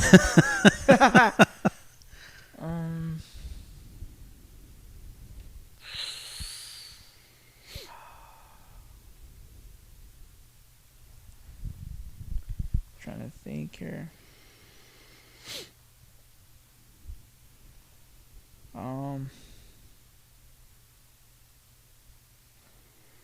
I guess like the what does it call it? Deathcore? The deathcore. Oh, okay. Like straight up screaming like the whole time. Like I don't really like like Cannibal Corpse and those kind of bands. Yeah, there you go. Yeah. No. I was thinking of that scene in Ace Ventura where he goes to the club and Cannibal Corpse is playing. Oh, snap. And he's like, I'm like, dude. And I like heavy music. I love metal. I love some of the really fast and stuff. I like screaming music. But if you can't, if the whole thing is just like grunting. Yeah. I'm like, come on. At least let me hear some of the words. Let's understand some of the stuff you're talking about. Yeah. So that and let's see if there's anything else. Dude, that's hard. I'm sorry, man. I can't think of anything else. I'm sure there's. That's good. You just like it all, dude. Yeah, it's. That's a good. I feel like a very eclectic. Okay. Yeah. Yeah. I think it comes from making beats with vinyl records because I dig through a lot of stuff and I hear a lot of genres, and a lot of them have really good whether it be a melody or a lyric or something. Right. Yeah. Yeah. So people ask me, Ryan, what kind of music do you like? I always say good. Good music. I like good music. I don't care. I went through lots of phases in my life. Like I said, I grew up listening to nothing but hip hop. Then I moved into rock stuff like in the 90s when grunge and stuff started happening. And then I got into punk rock. But I always just say I like everything but country. Everything but country, But now, no, there's lots of country I like, Okay. So there's no genre of music I don't like. I can't say I hate that genre. I can say, there's certain bands in that. Yeah. I'll be honest with you, most of the new rap that's coming out, I think is terrible. Oh, yeah, I can't me too. handle a lot of it. I was like, dude, what happened to rap, so man? too, It used to yeah. be so good. Yeah. You know, but there are still some that are still making music that I'm Yeah. like, oh, I like that. You know, that's really good. But like even in the Christian world, like NF is a big one for me. I love NF. Dude, there's this Christian rapper that I feel bad for not even bringing him up. He's so good. His name is No Big Deal. Really? Yeah, No Big Never heard Deal. of him. Never heard of him, dude. No Big, and then Deal will be DYL. Oh, he's got to spell it like rap. Is his name Dylan or something? Is that why? I think so. Okay, that would make sense. So. No big But yeah, deal. check him out. Okay. Where's he from? East Coast? Shoot, I think he's in Midwest. I think it's Midwest. Oh, Midwest. Okay. I think so. Okay. Nice. Would Georgia be considered? I think Georgia's like Georgia. Dirty South. Isn't that Dirty South? Yeah, I think. Isn't that where that's where Outkast is from? Oh yeah, Georgia. From Atlanta, Georgia, I believe. Yeah. Okay. Oh yeah, ATL. Yeah. Atlanta. Okay. Yeah. That's a good one. I like Outkast too. Oh yeah. All right. Cool. Let's get going with the politics. Politics. You a big politics guy? Not so much. No, not Okay. so much, man. Not so much. Okay. I was starting to be. Yeah. But then I was like, oh, this is kind of weird. Like, I thought that the government was going to reveal a lot of things. Like recently, like with Trump coming in for the second term. Yeah, and I all was that? like, Okay. oh well, let's see. You know, he talked about all this, you know, draining swamps and revealing names or whatever. Yeah, Epstein lists and all that kind of stuff. Yeah. And you know, when nothing comes out or whatever, it's kind of like, whoa, you know, okay, it's politics. You know, they're politicians. Right. What, and I was like, what am I getting like all worked up about? They're politicians. Right. It's gonna be what it's gonna be. Yeah. But when it affects your own personal life, that's when it becomes a bigger issue, right? Yeah, that's true. Because I'm like, yeah, I mean, it'd be great if the Epstein files were released, but whether they're released or not, in the grand scheme of things, doesn't really have any real impact on my personal life. Things like the economy and, you know, morality, and these are the things that are going to impact my life and my family's life and my grandkids as the generations keep going. So what are some of the things, like you mentioned, you're kind of center right. So like what things would you say that kind of makes you center and not all the way right? Oh, well, the main thing is that my family, my ancestors, you know, they immigrated. Mm-hmm. You know, they crossed the border illegally because of necessity. You know, and that's to escape something that was to escape poverty. Right. They said, okay, I could either stay here and live this way, my family be poor or struggle, or I could go over there, just like everybody else in my town is doing. Yeah. Because they're going over there, they're coming back with money. Right. You know. Yeah. If I don't go, I'm gonna be considered lame or dumb. Right. You know, I'm gonna go over there. So it's almost like a peer pressure thing in a sense. I think for some people it probably is peer pressure. But I think for most it's like the easy. It's like it makes the most sense. Okay. You know, especially in rural towns. Right. I mean, I think most people that cross the border from Mexico, or at least I can only speak for people from Mexico because that's where my family's from. Sure. Most of them are from rural towns that don't get enough. They don't get as much. There's not like infrastructure or stuff to thrive. Would you say that their government system in Mexico is a big problem, and that's part of the reason why things are the way they are there? Yeah, from the outside looking in, because I don't live over there, but from what it looks like, that's what it is. Yeah. The corruption is a lot more out in the open. Right. Like I believe all countries have corruption. Sure. But there's countries that are just like more, Right. nobody cares. They're just, it's out Yeah. in the open. Yeah, and there's places in the world that are more corrupt governments than Mexico. Obviously, there's lots of places. If I lived there, I would be like, oh yeah, I would do everything in my power to get out of this place. Yeah, You know what I yeah. mean? And I mean, I would do that even in parts of Mexico, because I mean, I've only been to Mexico once, and it was on a cruise. Oh, okay. So of course we're hitting all the touristy spots, and Yeah. it was beautiful, man. I Yeah. loved it there. This was just last year we went for the first time, and it was awesome. Yeah, you're like, why would anybody leave? Right, but of course, if I was more into the, like you said, the rural areas and that kind of, I would be scared. I mean, unless I was there with somebody that lived there, and I was able to kind of cling Yeah. on to them, and they could Yeah. be with me and take me around and stuff. Yeah.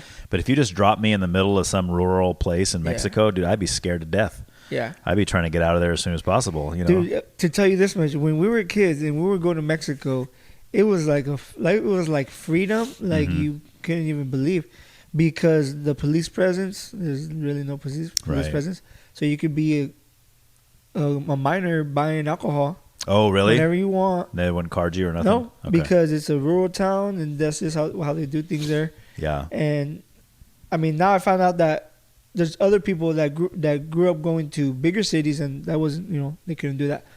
But to just that very fact that when I would go, it felt like a free for all. So imagine if I was a criminal building a criminal enterprise Right. in a rural, like, I run this place, Right. So And- it makes yeah. sense why they get so big over there. Well, we're starting to see some of that in our own country, because there's places now where they're like, I'm sure you've seen some of the videos where people that shoplift out of stores, and they say, Oh, yeah, unless dude. you steal this $1,000 worth of money, Oh, yeah. we're not going to do anything about it. Well, I mean, to the criminal mind, that's like, I'll just make sure I take a little notebook in there, I write down everything I steal. Hey, I only stole $4,999 worth Count of it. stuff, so I can get away with this scot-free because I didn't steal $5,000 Yeah. worth of stuff.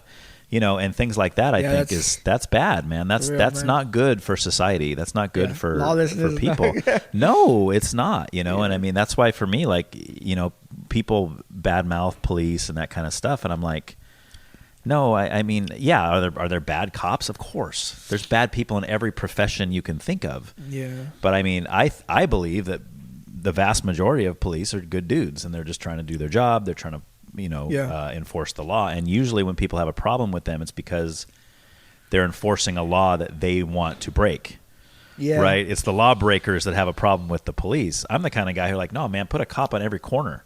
Yeah. I would love that because I would feel safer, Yeah. But I've talked to people on here that's like, oh no, I would feel less safe if there was cops everywhere, Because, I mean, everybody has their different, of course we can say everybody has different opinion, but also Yeah. everybody has different experience. Sure. And people have told me it's because I'm a white guy. That's why I don't understand, the police presence and that kind of stuff as being, racist towards non-whites, or whatever it is. But I don't know. I have thoughts about that too. But Yeah, I mean, I've never experienced that. I mean, I've known people that have, but they've been in different cities, like bigger cities. Mhm. And then some people was like, whoa, dude, look at what you were doing. Like, of course they're gonna Right. like, look at it. Yeah. Well, that's why Come on, there was a long time ago, I think back in the 90s. I think it was Chris Rock, but it might have been Dave Chappelle. It was one of the two, and he had a little skit where he was like in his car and he was like swerving all over the road. He's driving like 120 miles an hour. He's drinking a 40-ounce of beer, throwing it out the window. He's breaking every rule you can possibly imagine. Yeah. And the cop pulls him over, and the cop comes up to the window and he starts telling him, I'm going to have to step out of the car, or whatever. And the guy's going, it's because I'm black, isn't it? It's only because I'm black. That's why you do it. And he's like, well, no, because you broke all these. No, it's just because I'm black. And it's like, no, it has nothing. It's like, if you wouldn't have been driving like a maniac and drinking while you're driving and everything else, maybe you wouldn't have got pulled over. But the reality of it is, you're right. I've never lived my life as a black person or Hispanic or any other minority. I mean, I can only live in my own skin. But I have lots of friends. I mean, I grew up here. I have friends of, most of my friends growing up were Mexicans, because it's where I live. Yeah. And I had white guys. I had a couple black guys that were my friends. And, even talking to them, they never had those kind of, they never felt, as far as I know, they never talked about it anyway. about feeling like you were treated a different way because of your ethnicity. But we talk about profiling and that kind of stuff. But I want to get back real quick to the immigration thing. So, I mean, like, what's your just overall stance on illegal immigration? Do you think we should have any kind of border at all? Do you think it should be open for anybody? No. So yeah, I think we should have, protect who comes in and out. I think that's smart, of course, because you don't know if it's somebody with it. Ill you intentions. Don't know, yes, with bad intentions. So I'm totally, I'm not like, just let everybody in. But to me, what breaks my heart is when people do come over here to make their life better, to help their family, and then they get treated, or they get discouraged, or they get whatever. Like, the one thing that got me, dude, was when ICE was starting to do their runs, and they went to get people in the morning, right when people were going to work. So we're getting criminals, right? Let's get all the bad people out of the country. Would you agree with up to that point? Yes, I would agree. Get rid of all the felons, all the rapists, murderers, all that kind of stuff. Okay. But let's go out in the morning when they're going to work. Okay, what percentage of criminal and bad guy is going to go to work? Right. To an honest job. Yeah. Where you're going to, right. do some back-breaking work. Yeah. Yeah, let's go in the morning. Right. Why not go out in the night when more percentage of people, of criminals, are, I don't know, drinking and driving? Right. They're up to no good. Yeah, and they're probably sleeping till 2 in the afternoon every day. So you're right. Those probably aren't the guys that are out there going to work. When I saw some stuff like that really broke my heart. Because they were rounding up people that weren't criminals? People that are going to work. Okay. You know what I mean? And were those people not criminals? I mean, I understand the argument is that they're here illegally. That's a crime. But I mean, like, outside of that, like outside of that, like breaking other laws. Okay. So that's the real reason. I'll be closer to the middle, because yes, I understand that crossing the border is a crime. I'm not. Oh, that's not a crime. Right. It's a crime. Right. But it's not murder. Yeah. It's not rape. It's not as bad a crime as that. Yeah. Right. But it is a crime. You're right. Yeah. So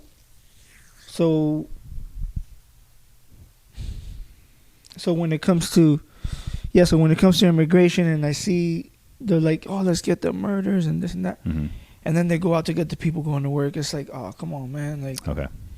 Like, yes, I understand, but what percentage of murderers are going to be out? In the morning, getting their coffee right before they go to work. So I have a friend, a good friend of mine, who actually works. He wouldn't say he works for ICE because there's a bunch of different little sects in there and stuff. But it's like he works for those who work for ICE. Anyway, he's involved in some of these arrests for deportations and arresting of illegal immigrants and that kind of thing. And I've asked him because when I watch the news, or if I talk to somebody on here that's sitting across from me, there seems to be all these different stories I'm hearing that are contradictory. And I'm like, dude, what's going on? And I flat out asked him, I said, are you guys going out and arresting a grandmother who's just shopping at the store and her only crime is that she's living here illegally? Yeah. And what he told me was they always have a specific person that they're looking for whenever they go on a raid or whatever. But he said what ends up happening is, understandably, and I, again, put myself in their shoes, some of the family members start to fight with the ICE agents because the ICE agents are trying to arrest their loved one. And then he said when that happens, we run their names too. we Oh, find out shoot. that they're illegal also, even if that's their only crime is that they're over here illegally. So now they get recorded taking grandma. So then they get arrested as well. And Yeah. and he said that's usually when somebody that doesn't have crimes above and beyond being here illegally gets deported or gets arrested or whatever the case is. And again, I mean, he's a friend of mine. I trust him. But even then, I don't know for sure, dude. I mean, like, because then I had another friend call me a while ago, probably a year ago at this point, and he's like, "Hey, do you remember so and so from went to junior high?" I said, "Yeah." He's like, "Hey, I just talked to her, and she said that they arrested her son." And I said, "Well, for what?" You know? And he said, "Oh, because they're going to try to deport him." And I said, "Well, is he living here illegally?" I was like, "She was living here when we were in junior high, and that's her kid. Isn't he illegal?" He goes, "Yeah, he's a legal citizen." But they arrested him because I don't know why, because he's Hispanic or... But I mean, they cannot be going around just arresting Hispanics because, again, in this town... Hispanic people are all over the place. You'd have to arrest everybody almost. Yeah. You know what I mean? And but anyway, that story ended up being, yes, they did arrest him, and then when they checked him out, they saw that he was illegal. Sorry, he was here legally, and they let him go. Oh. But then they're still outraged because, like, well, how dare you arrest him? Hold You him. should have known that he was legal. It's like, well, you know. There's mistakes are made, you know. I would have been really mad if they would have deported the guy, right? At least they checked first, and they were like, "Oh, you know, we're sorry." I'm not sure that they were like, "Oh, we're so sorry." They're like, "Oh, you're free to go," or whatever. So the question I ask, then somebody that kind of holds your position, would be, if it go back 2 years. Let's go back to the beginning of Trump's second term, right? We're almost 2 years in at this point. And he's been campaigning on this, platforming on this, getting rid of the illegal alien problem that he would say was Joe Biden's fault, that Joe Biden has had an open border and Kamala Harris, and they just let everybody in here. And to kind of fix that issue. So go back to that, and let's say Trump puts you in charge of that 2 years ago. Yeah. Says, "All right, man, this is your job. You put together whatever kind of team of people you want to put together, but you need to stop this problem of illegal immigration in the mass numbers that it's been happening in." Like, what would you do? What would be your game plan? My game plan would be, believing that I have a big budget. I would get as much, what would you call that? Representatives or people who go to the embassies in the other countries and just kind of screen everybody, because I heard there's a big list, or it's really hard to come from Mexico, or it takes a long time, or for whatever. Figure out why are these people coming illegally, and what can we do to make it quicker or easier for them to come legally. Make it a smoother process. Yeah, there you go. Okay. Make it much smoother, and that would be my game plan. Okay. Yeah, I would do that too. Would you? Let me tell you what my game plan would be, because if I was asked this question, and you tell me if this is a good plan. If I was put in charge of that, because I will say I'm not in favor of everything that Trump's done, everything that ICE has done since this whole second term started. The first thing I would do would be to secure the border. Right, I would make sure that, because you want to stop the flow that's been coming through, right? You want to do that first, and then deal with what you already have here.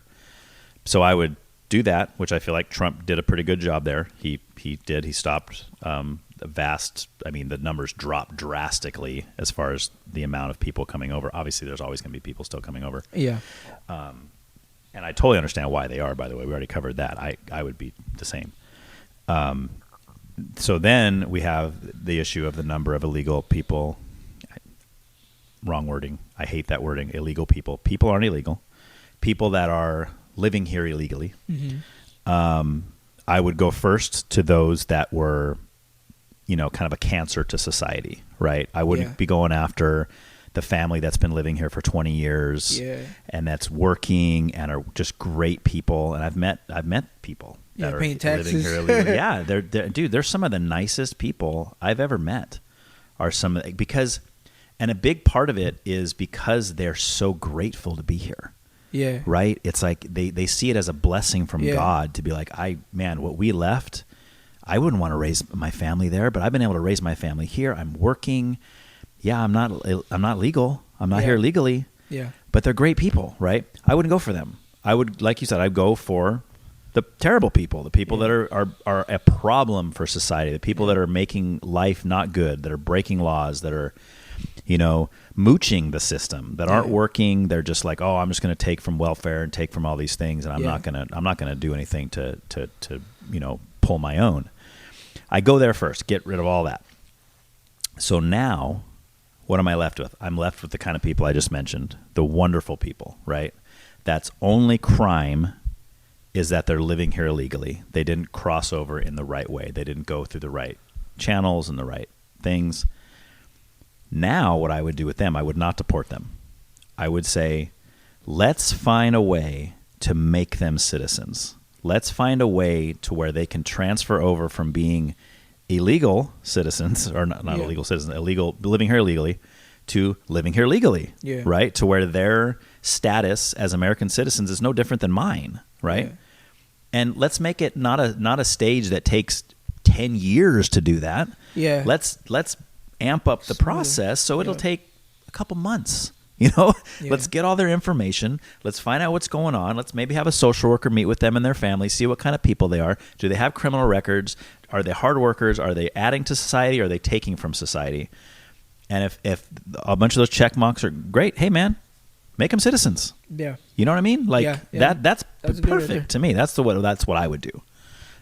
Because the problem with, and this is not just coming from me as a white guy, I know lots of Hispanic families that came from Mexico that went through the proper channels, and it wasn't easy. Yeah. But they did it. They're living here legally now, and they look at illegal people living here illegally, and they don't like that either. No, yeah, of course. Because they're like, well, this guy's living scot-free. He's doing this. He didn't have to go through all this stuff I had to go through.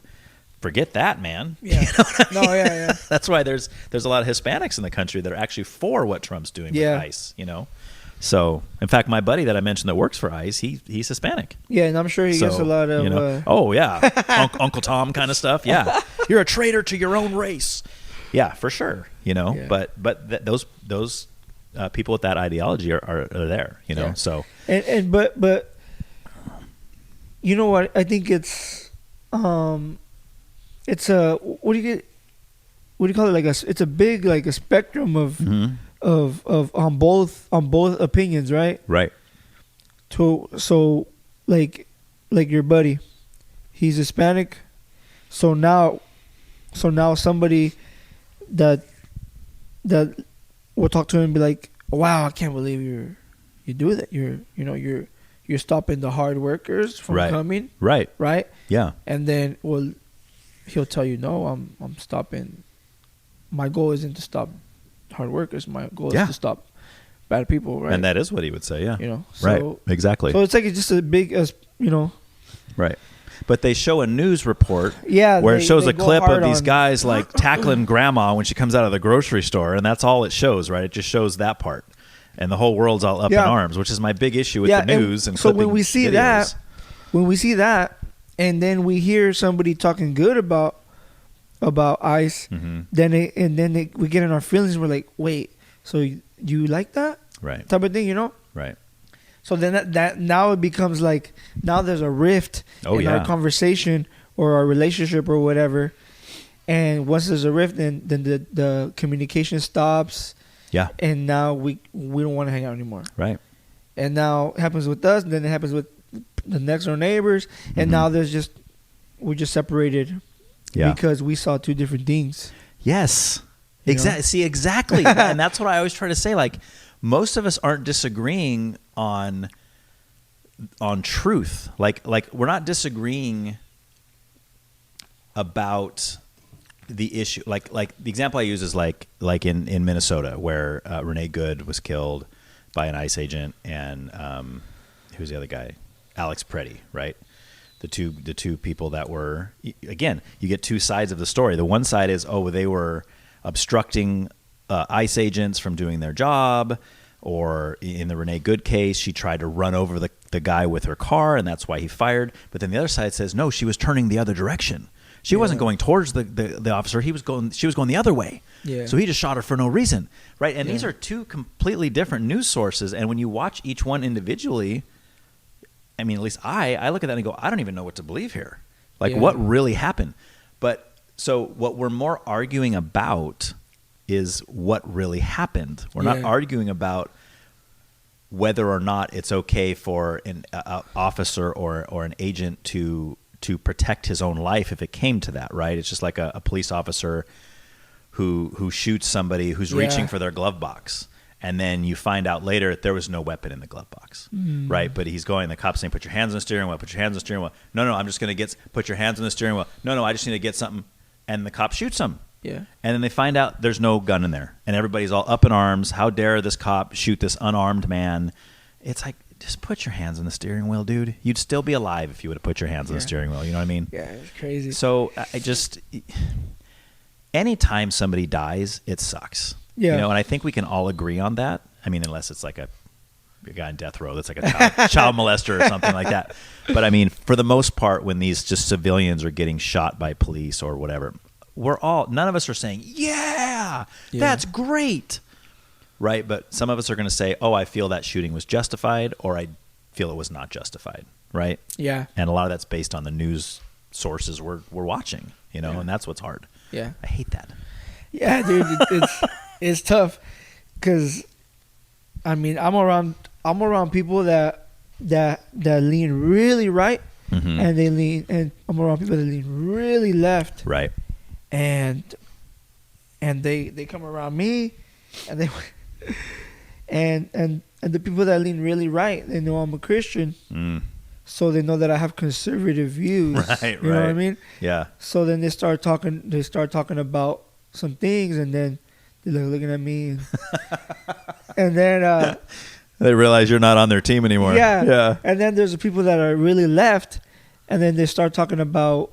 I mean, I feel like the left things that you would say was left is like the immigration issue, and that you believe in personally. You mean? Yeah. I mean, I don't know too much about the left. Yeah. But just what I see. But anyways, when that topic comes up, the people that lean left, they look at me like, you know, and it's like, and then I bring up Jesus, you know, I bring up God, because they say, what do they say, that the things that you shouldn't talk about at a dinner table or something with strangers is politics, religion. Yeah. And I'm like, oh, we're being bad. All right, let's talk about God then. Yeah.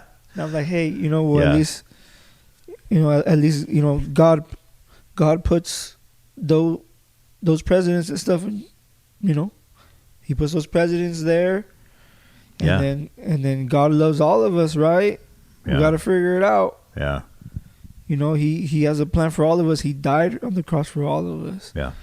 But see, even that can be combative to some people, right? Because they view God, or especially Christianity, as being the source of so much evil in the world, right? They'll say, oh, if it wasn't for Christianity, we wouldn't have things like people saying, you know, we need to secure the borders, or we need to not have abortion, or we need to not have, like, all these things. And like you said, when someone says, are you a Christian? And you say yes, depending on who you're talking to, they might think you're MAGA, far right, right wing, you know, alt right, kind of white supremacist or whatever, you know, and they don't spare even minorities from that. Like there's been even black people who are far right conservatives that have been called white supremacists. Yeah. I'm like, he's black. How can he be white supremacist? Like, what are you talking about, right? Yeah. So it's crazy. Yeah, I think it's.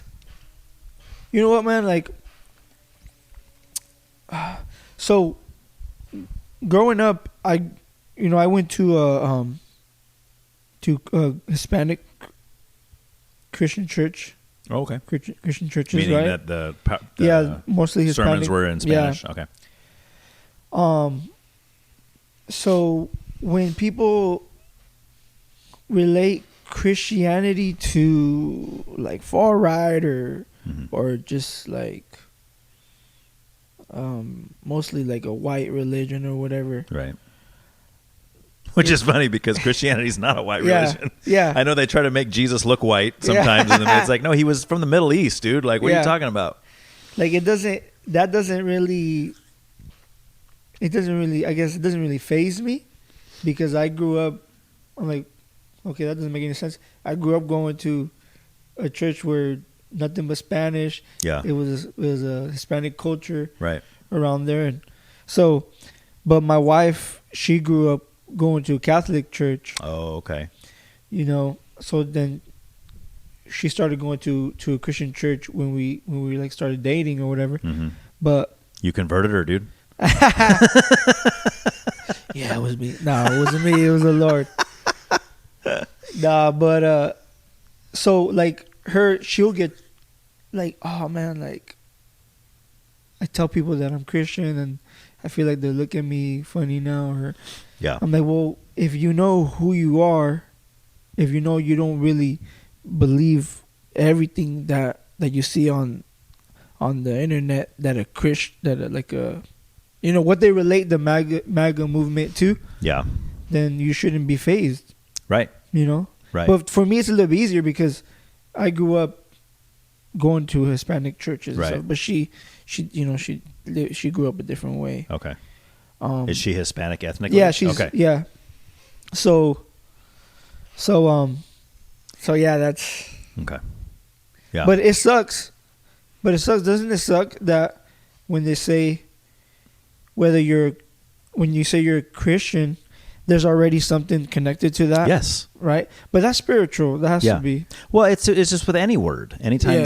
That's why words are so important, the definition, because you can say one word and you say the one word in front of 10 people, and all 10 of those people might have a completely different understanding of what they think when they hear that word. Yeah. And I think the word Christian is definitely one of those, and that's why for years at this point, I mean, probably from about 5 years into my walk, I got saved when I was like 24. And then by the time I was like 30, I was to the point where people would ask me if I was a Christian. I wouldn't say yes. I would say, well, you first tell me what that word means to you, and then I will tell you if I line up with that definition, because I don't just want to say yes, because you might walk away thinking something totally false about who I am, right? Because you might have your own preconceived understanding of what that means to you, and that might not be me. So I just like, do you mean like a person who has received Christ and is a sinner saved by grace, who believes that the Bible is true and tries to follow Jesus to the best of their ability, then yes, that's me. But if you think it's you know, the white supremacist living down in Georgia who's living in their basement trying to find ways to exterminate all minorities, that also has a big cross on their front lawn, no, that's not me. I'm not associated with that in any way, shape, or form. You know, so you just have to be clear on terms, you know. So that's why it's important. I wanted to ask you too, one more thing on immigration. Do you think when people, even if they come over legally, right, through the proper channels, do you think assimilation is something that should take place, like even with language? Like, do you think they should? I don't care if you're coming from Russia, or if you're coming from Mexico, or you're coming from China, or wherever. Do you think that they should learn English? I think so. Okay. I think so, because it will help them thrive better. Right. It'll help them thrive better. Yeah. And my dad, you know, he learned English. I mean, he doesn't have perfect English. Sure. But somebody told him. I don't have perfect English either. Yeah, me either.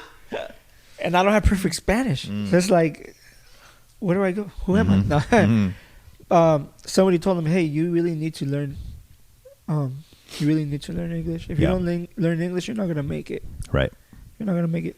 And he learned English. But people do make it. Like I know people that I know personally that are my age that have parents that have been living in America for 30 years and still don't speak any English, and they've been living here that long, surviving without learning English, and that's because, I mean, especially in a place like Southern California. Yeah. There's a lot of people that are bilingual, right? So for example, I work at the library, and you know, someone comes up and says, you know, habla español, and I'm like, No, I don't. Right. But if I know there's somebody in the back that does speak Spanish and is bilingual, I go get them, and then now you've barred that or you've crossed that bridge of communication to now. But then there's a little part of me that thinks, is that the right thing to do?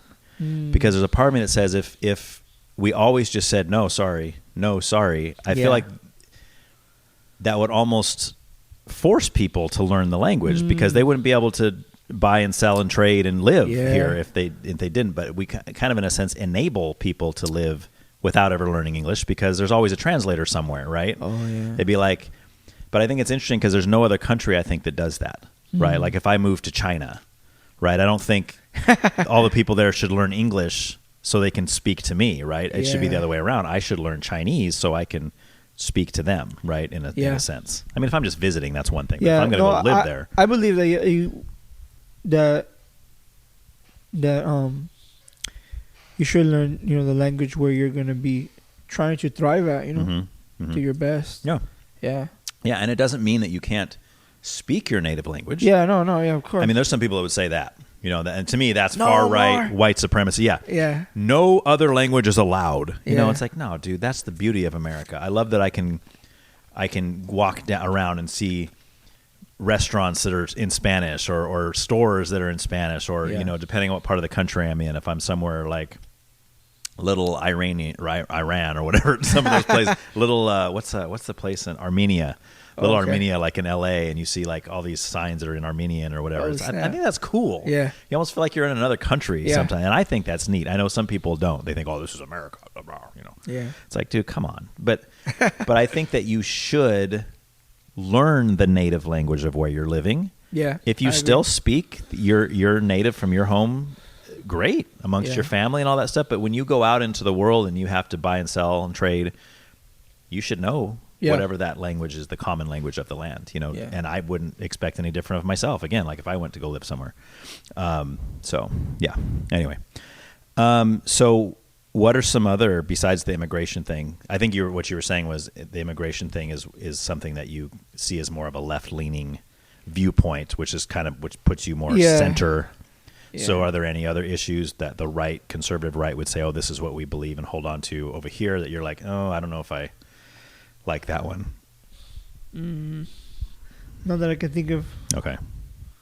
Yeah. Things like you're pro-life. Yeah, pro-life, yeah. You're the transgender movement. You're not for that kind of deal? No. Okay. I don't really rock with it. Okay.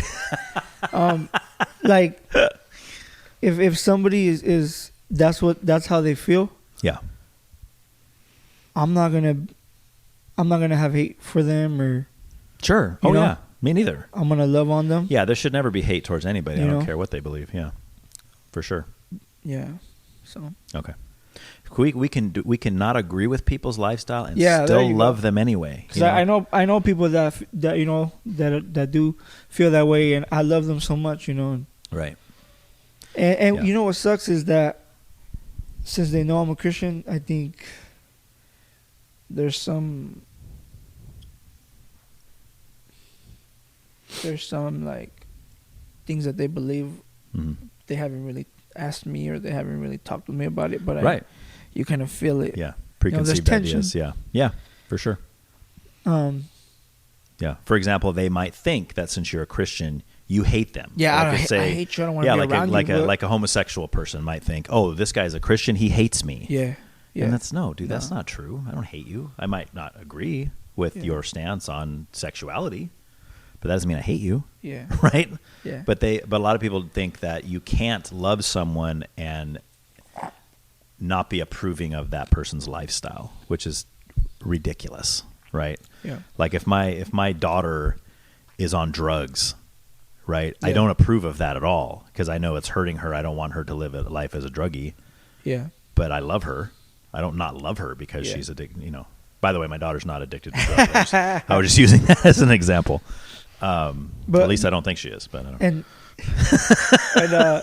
But there's another thing too, dude. Is there is people that have people that are homosexuals in their family, but then they have a son that is promiscuous, right? That he's with this or that girl all the time, and that's totally fine. They're not as hard. Yeah, exactly. You know what I mean? Right. Yeah. It seems like homosexuality for a lot of Christians seems to be like that cardinal sin. Like, oh, that's the worst thing ever. I even run into it with people I know. I mean, people that I'm close with, some of my closest friends and family that will, be watching a TV show, right? And the first, say, 3 seasons are, I mean, there's sex in it. There's gratuitous violence. There's F-bombs all over the place. They keep on watching it, man. But then in that 4th season, they introduce a gay character. Yeah. Oh, nope, we can't, nope. We're not watching that show anymore. That show, no, we're done with that one. It's over for us with that show. I'm like, wait a minute, what are you talking? Why? Oh, because that's just against God. That's just not God's plan. But all the other crap that's in that show is? Like, what are you talking about? Like, why are you justifying all these other sins? Yeah. And then when it comes to that one, all of a sudden, it's like, that's the end all for you. That's, oh, no, we're done. We're cutting ties. Not only that, we're going to get on and we're going to blast this company that made this show and we're going to get them canceled. Yeah, exactly. We're going to sue these people off the planet, because they dared to show a gay character on a TV show. Oh, no. Like there's I think it's like, it's back to the, I don't know, the big spectrum. Mm-hmm. In politics, it's like, okay, yeah, that's right and that's wrong. So now we have to do this to them. Right. You know what I mean? Right. It's like, okay. Like it's our job or something. Yeah. Like, we got to hate them and kick them out. Right. I mean, I'm not, what am I trying to say here? I feel like some of us go, us Christians, we can go about it very bad, mm-hmm. to where we treat somebody different because of that, right? And then we read the word and we see that Jesus was with prostitutes and right. He wasn't using their services. Yeah. But he was loving on them and being a light in their life. To the point that was one of the ways that the religious folks would, hey, look, you're over there with the drunkards and you're talking to the prostitutes, like, right. And he said, what? It's not the healthy that need a doctor, but the sick. Yeah. Right. And like, remember how I said, it's spiritual that when you say you're a Christian, I mean, I believe it's spiritual that when you say it's Christian, there's walls that come up, mm-hmm. because of course, if those walls are up, then how are we going to talk to them? Right. How are we going to, correct. How are we going to, how are they going to see the light in you? Yeah. Right. If you just hang out with nothing but Christians and you lock yourself away in a church compound somewhere where you have your own little city you have to be a Christian to live there and you never leave that little city. Yeah. I don't think that's God's plan and design. That's not the way he works. Yeah. If people did that, I would probably I wouldn't be a Christian today if he didn't use somebody to minister to me, right? Yeah. Because dude, I hated Christians. Most of my life I hated Christianity because it was narrow-minded. It was the only one that I knew of that said, our way is the only way. You either believe in Jesus or you burn in hell for eternity. And I'm looking at all these other religious faiths. I'm like, yeah, they have their beliefs, but they're not saying that. Yeah. They're not saying it's us or else. Yeah. And I hated that about Christianity, So it wasn't until years and years of the Lord using people and kind of chipping away at my heart, to realize that what I believed was not right. Yeah. So but we'll go down that road in just a second. I'll try to touch on one more. I'm trying to think of one more good topic we could go with. Like, what's something you're passionate about? Like when it comes to politics, or just not politics. I mean, that's a blanket term, but like just things happening in the world, that affect. I mean, you're a family man, obviously. You wife and two boys that are young. Yeah. What things kind of like make your blood boil when you look around and you see things that are happening in the country?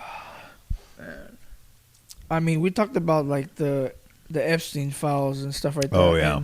Yeah. And like, yes, will it impact us if nothing gets released, mm-hmm. right? Right. Maybe not. Yeah. But at the same time, what's the message that we're showing to children, mm-hmm. that if these things really did happen, Yeah. and there is a list of people that did these horrible things to children, Right. what is the message that we're sending to about the law, about keeping rules, about justice, there, Yeah. and I'm bringing that up because you're saying that's going on in the world right now, and Yeah. that's the thing that I could think of because I have children, Right. and they're so innocent. They say, "Daddy, why are people evil?" And I can't even imagine them realizing that. Yeah. That's something like, that an adult can abuse a child. I know. I can't even Yeah. thinking about it makes me cringe, dude. I know. Literally makes me cringe to Yeah. think that they could think that thought in their head. I know Right. they're going to one day because, they're gonna grow up but just where their mind is at right now, that just I can't imagine it. Right.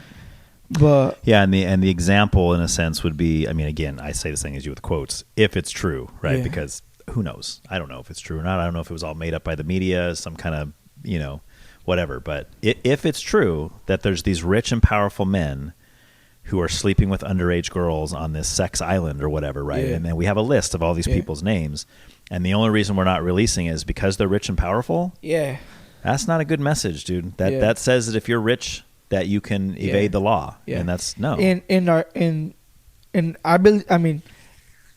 I love America. Yeah. My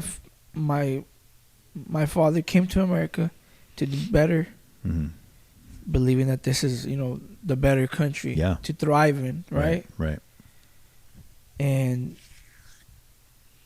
as it hurts me to think that they'll think, oh well, there's no justice here because this and this happened and nothing ever, Right. Yeah. Yes, I agree. And then it makes, as we talked about before, with laws being more lenient and that kind of thing, that's not going to make for a better society for our children or our grandchildren. Yeah, because then they're going to grow up. Well, nothing happens anyway. Right.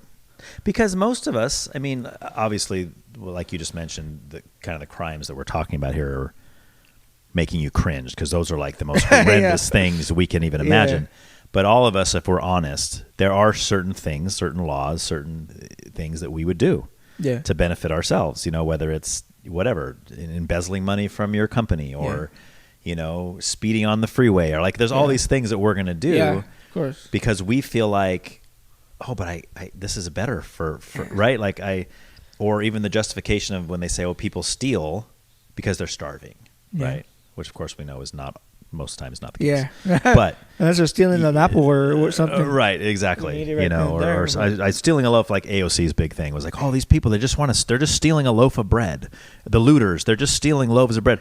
No, they're breaking into a the Apple Store. Yeah, right? And they're stealing That's the all wrong these apple. Yeah. Exactly. And that's part of the problem from my view too, is that a lot of these left-leaning politicians are justifying that kind of stuff, and I don't get it, man. Maybe I'm just a traditional law guy. I'm look, we got laws, follow them or else you go to jail. It's that simple. And if you don't, and if enough of that was happening, I think there'd be less breaking of laws. It's just like with our kids, right? If we just let our kids do whatever they want and there's no consequences, they're not going to learn that. But if you say, look, if you hit your sister, you don't get to play video games for a whole week. Yeah. And if they love those video games, I tell you what, after that week's over, they're going to think twice about hitting their sister again, aren't they? Yeah. Because they remember, oh man, that week with no video games, that sucked. You know what I mean? So that those disciplines are supposed to prevent them from doing the crime, right? And that's the way it should be. You steal, I don't care if you steal a candy bar. What if you got a month in jail for stealing a candy bar? Oh yeah, but no candy bar stolen. Right. That's yeah, right. But you look at other places in some of the Middle Eastern, I know it's probably a stereotype, doesn't really happen, but they say if you steal in Iraq or something, cut your hand off. Cut your hand off. Yeah. So I'm thinking, how many people do you think steal over there? Not many. Yeah. All you got to have is one uncle nicknamed Stubby, hey, uncle, what happened to your hand? Oh man, I really wanted that pack of gum over there at the Circle K, and it my hand's gone. Yeah. That little kid's gonna be like, ooh, I'm never stealing nothing. Yeah. You know what I mean? So the enforcement of laws will prevent people from breaking laws, but there's a big portion of the country that thinks the opposite of that. No, the reason why people commit so many crimes is because there's so many laws.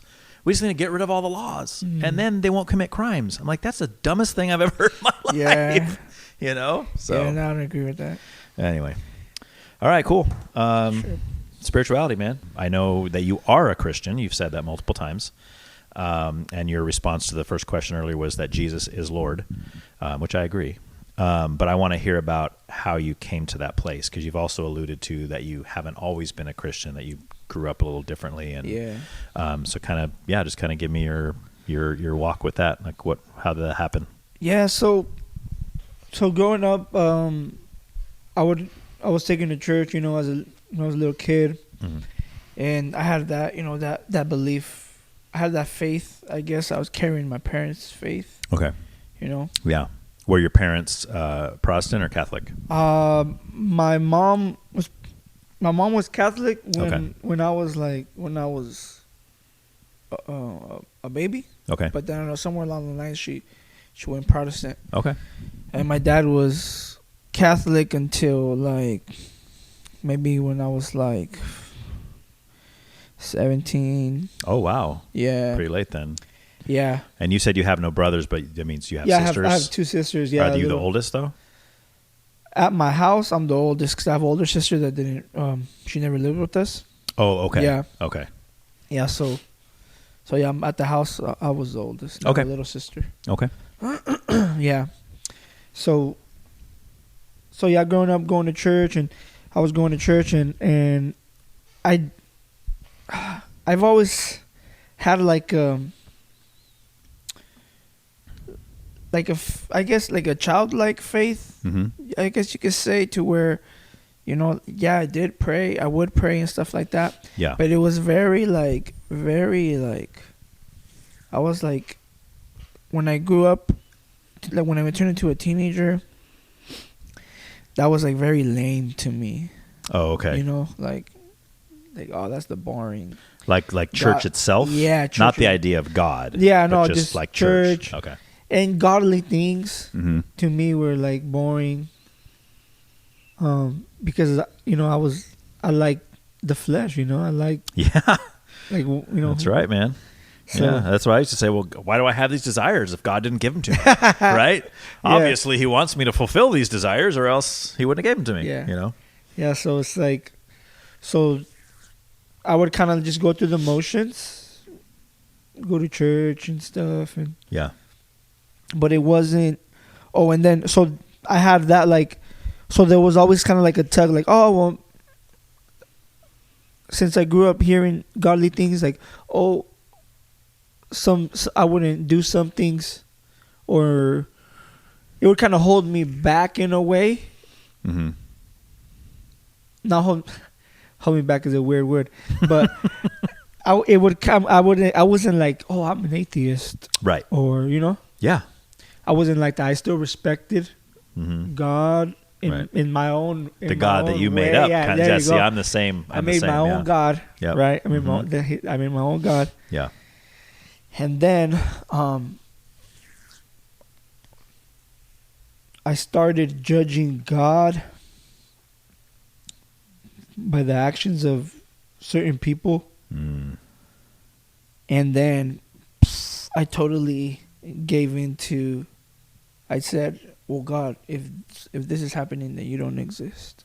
Oh, wow. So you went full on atheist.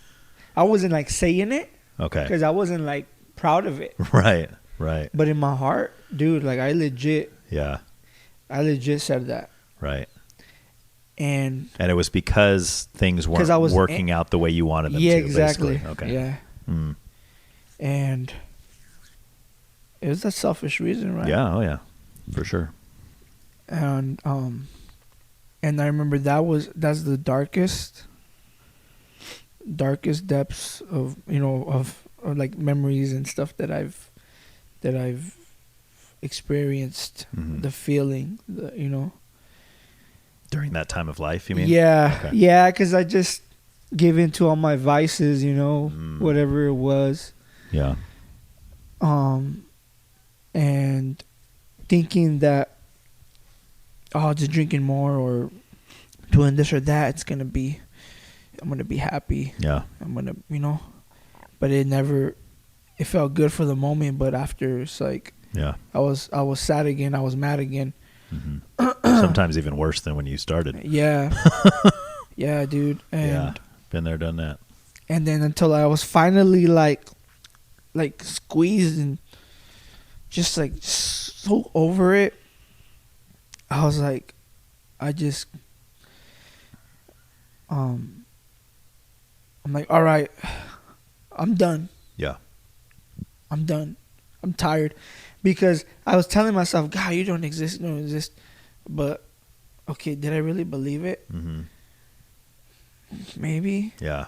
But another It's hard part when of me is like, yeah. I'm just being when you're a dealing brat. with like your mind versus your heart is hard because like maybe in your flesh and in your mind you're going, I want to do these things that make my flesh happy. Yeah. I want to give into this, and so I'm going to try to convince myself that God doesn't exist.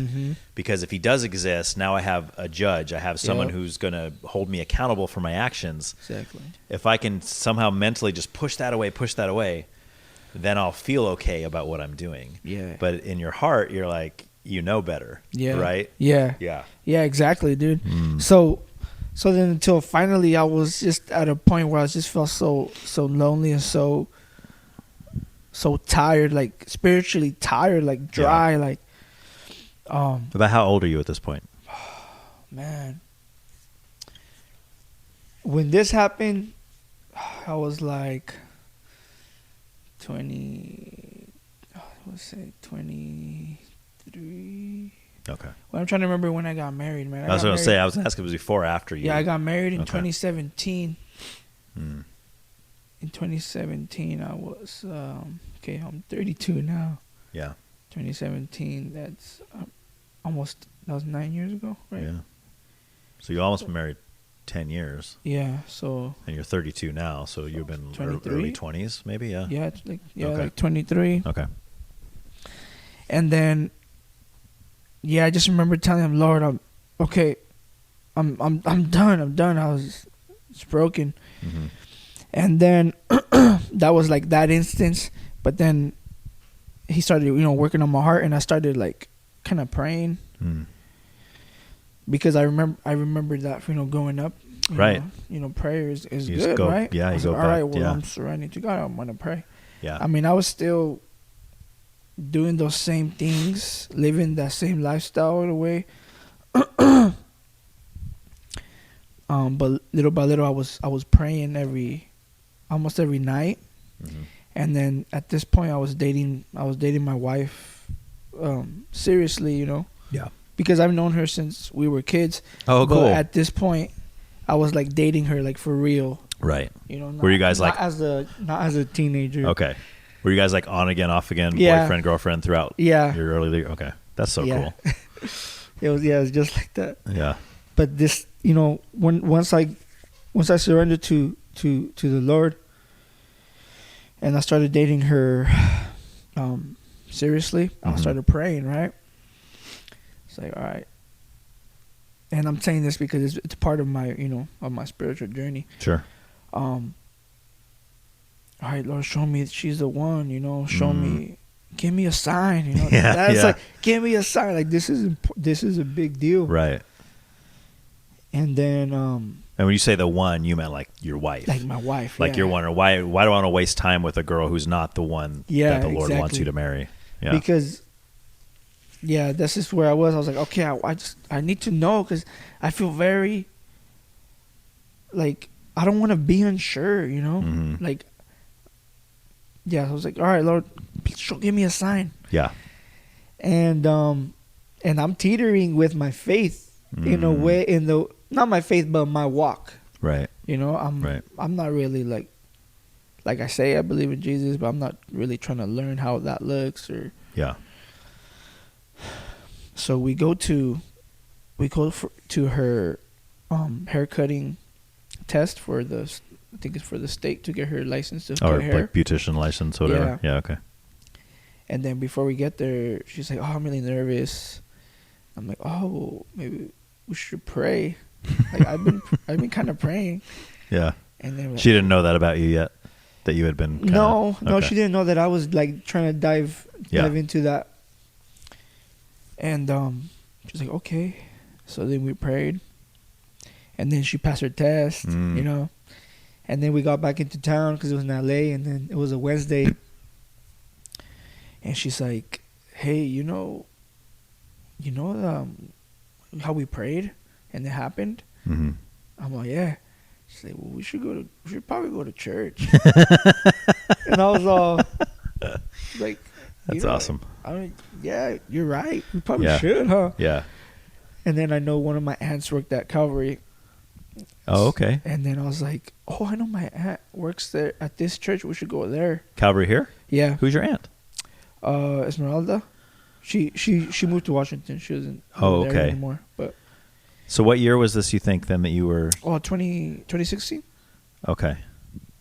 Yeah. Cool. Yeah. So then we go, and then the worship is going, and I'm just there, right? Mm-hmm. And then so my wife had never been to a Protestant service before, ever. She's like, "How come we're not standing up and kneeling down and standing up?" Yeah. And then so, you know, and I gotta say this, you know, growing up, you see people, I would see people crying, and like I know they're moved by the music, you know, that could be, or it could be, you know, the spirit or whatever touching them in a way. So then, you know, worship is going, and then I look over at her, and she's crying. Oh yeah. And then, to me, I just sensed the Lord like saying, like, "There's your sign." You know? Yeah. And I was like, the weeping woman is your wife. Bro. That was the proof. Okay. Dude. Because you didn't see it as like, so what you just mentioned a minute ago, you know how people get emotional and they let it, but you didn't see that as that. No. You saw that as, no, the Lord's really touching her heart right now. Yeah. She's not having an emotional experience. This is a spiritual experience. Yeah, dude. Okay. So I was like, that's awesome. It's like the fact that I was on my knees. Yeah. The fact that at one time I said, "You don't exist, God." Right. And then I got on my knees and I asked him for something, and he followed through. He still did it in spite of your disobedience. Yeah. That's the beauty. Yeah. For sure, man. Yeah, man. It's awesome. And that was like yeah. I mean, there's layers to my heart, but that was probably about 5 of them came off that day, right? Yeah. That was one of them, man. That's so awesome. And that's a big, I have to share that because that was a big deal. Yeah. Did you share that with her after, like, that night? Did you tell her like what happened to you by seeing that happen to her? I didn't tell her that day. Mm-mm. You did later, though. Yeah, I did. Okay. I did later. Yeah. Because I'm gonna say, if she listened to this episode and she hears this for the first time, she's like, "I didn't know." Yeah. That you felt that way that night. What? Whoa! I didn't know that. No. Yeah. Yeah. I tell her, like, that's how I knew you're the one. Yeah. That's awesome, man. Yeah. It's dope, man. I'm just thankful. And then I started going to the to the Bible studies on Tuesday nights with Pastor Pat. Oh yeah. Yeah. Yeah, that was awesome. Yeah. Like, that just really helped. You still going to those? No, I haven't been in a while. I was going last summer when my boys were in summer break, because I could kind of keep them up a little bit later. Yeah. And then my wife would be at jiu-jitsu at that time, so we're like, "Oh, you go to jiu-jitsu, we'll go to Bible study." Yeah. Because then there'll be there's a lady that's taking care of the kids at that time. But I'm thinking of going back this summer, hopefully. I've never been to that study. No, it's cool. I have friends that go, though. Yeah, it's good. I work I deliver pizzas 2 nights a week, and Tuesdays is one of the nights. Oh, okay. So that's why Tuesdays and Thursdays is when I deliver pizzas, and then Wednesdays is my late night at the library. So I'm pretty much shot. Yeah. So all those nights I can never do anything, but Yeah. gotta be weekends. But Yeah. I would love to be involved in a study like that. We used to have studies here years ago. I missed that time. So that was fun. I like getting around other believers and getting in the Word, and it's really nice. The small group setting is nice because you get to know people on an intimate level, and because we go to church at and I know Calvary's not like a mega church, but it's also not a real small congregation anyway. Like, well, for example, it's big enough for us to miss each other. Right, that's what I'm saying. You and I have been going there together for how long at this point, Yeah. and I've never talked to you ever. Yeah. You know what I mean? Yeah. Like, but now that we know each other, I'm probably going to see you every week now. Yeah. We say, hey, what's going on, man? Hey, what's up? Okay, it's cool. So amazing testimony. That's I love hearing that kind of stuff because that's the reality of it. You know what I mean? I get so tired of churchiness and like, oh, you're a Christian. Why are you a Christian? Oh, because my parents are Christians and I just have gone to church my whole life. But what happened in your heart? Like, what really happened in your heart? And that story you just told, that's exactly what happens in somebody's heart. It's a change, right? It's like the change you can't do. It's got to be God, So that being said, and that part of it being told already. So since then, which was about 10 years ago, you said, right? Around 10 years ago? Yeah. Before you got married? Yeah. Okay, 2016. And then you got married in 2017. Yep. So what has your walk looked like since then? Have you had any kind of, I guess have you ever had any doubts? Have you ever struggled with like, well, how do I know I picked the right religion? How do I know that this Christianity thing is the real deal?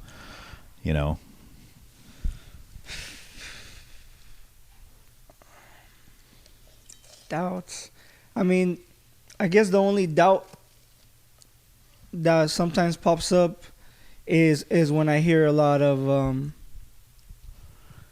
I mean, it's not that I believe it, but it's like when they say, when people question scripture and stuff like that, it's like, it's not that I believe it, but it just brings up like well, maybe they're dang, right. That's what if they're right? Right. And this is scary, dude. Like, or like when Jehovah's Witness, or I mean, different people, different teachings. Yeah. Make good arguments sometimes. Right. To where you're like, wait. Yes. Oh my gosh, I didn't think of that. Yeah. And do you explore that stuff when you hear that? Do you look into it and you go like, whoa, let me check it out. Maybe they're right. I used to live on Chapel. Okay. Down by the mall. Yeah. Okay. So when I was living there, I would kind of explore it more because they would pass by a lot. I mean, or Jehovah's Witness people would pass by a lot. Yeah. And but lately I haven't really been digging in too much about it. But when I was living there, like, dang, these people they said this. Let me look this up. Right. But see, that's so good though. That's such a good thing to do. Because otherwise you're just saying, nope, that's not what I believe. I'm sticking with what I believe. I'm not even going to look into what you're saying. Yeah. How do you know then? Yeah. Maybe you're wrong. Maybe you're going down the wrong road because they think they're just as right as you do. Yeah. Yeah. You know what I mean? I mean, they seem sincere, dude. Like, they're talking to you. Right. Yeah. And maybe they are. Yeah. Because that's what they... Yeah. But then when the word is right there, like, it's obvious, Right. In Hebrews, it's obvious. Yeah. The Father is talking to the Son. Mm-hmm. It's just... Yeah. But... Yeah. But yeah, sometimes when I would come across that, I'm like, oh my gosh, this is tough. But obviously the word always comes, corrects that. Mm-hmm. And yeah, there have been doubts. I can't really think of anything right now. Yeah. But like if let's say I play devil's advocate a little bit here, like if I was an atheist and I came up to you and I said, dude, why do you believe that Christianity is true? Like, try to convince me as an atheist why I should believe in Jesus or why I should believe in Scripture, or, because obviously you and I as Christians, if someone posed us with that, we would probably start using Scripture and say, oh, the Bible says this, the Bible says that. But an atheist can say, yeah, I don't believe in that book. That book is written by man. It's been corrupted. It's all man-made stuff. You can't tell me a man-made book is going to give me all the answers I need, right? Yeah. So, like, what do you say to somebody like that? Man, I would say, I would start with this. I would start with give him a chance. Okay. To come through for you. And give God a chance to come through? Okay. Talk to him. Yeah. And then I'm not going to convince you. Right. He's going to convince you. Okay. Say, okay, God, if you're real, right, show me. Yeah. But you got to be sincere about it, right? Yeah, you have to really, really want the truth. Yeah, and I've talked to somebody like that, and I'm like, dude, I told him, dude, if you really want to know, I mean, talk to him, dude. Yeah, yeah. You can talk to him right now. Right. Don't listen to me, dude. You know? Right. I can tell you my experience. Right. Like there's this little line that I like to write. Since I like hip hop, I like to write raps. Yeah. I like to write it every now and then, and to me it's like a poem, like a one line, mm-hmm. and it's don't let nobody tell you, find out for yourself. Yeah. That's good, man. And that's what I tell an atheist, because they're not gonna care. Oh well, scripture has been preserved for many years and this and that. Yeah. They're not gonna care because they're already thinking. They're made up their minds. Yeah. So okay, so then let's say that's me, and I ask you that, and you say, you know what, Ryan, go and sincerely seek, sincerely cry out, and you might even feel silly doing it because you're an atheist, you don't believe in a God, but just say though, just tell him, just say, God, if you are real, reveal yourself to me. And let's say that I go home and I do that, like sincerely. Well, let's just say I go home and do that. I'm not going to say sincerely. Let's just say let's say I think I'm being sincere, like I'm trying to be sincere, and I come back to you the next day or maybe the next week. Let's say I've been doing that for days and days and days, and I run into you again. Let's say we work together or something, and I run into you, and it's like, hey man, I've been trying and nothing's happening. Like there's no, if anything, I'm more of an atheist now than I've ever been, because there's no response. I'm not hearing a voice from heaven. I'm not hearing anybody speak to my heart. Yeah. I'm not praying and like my bookshelf falls over or something. Like there's no signs happening in my life. Like what would you say? What would your advice be to me at that point?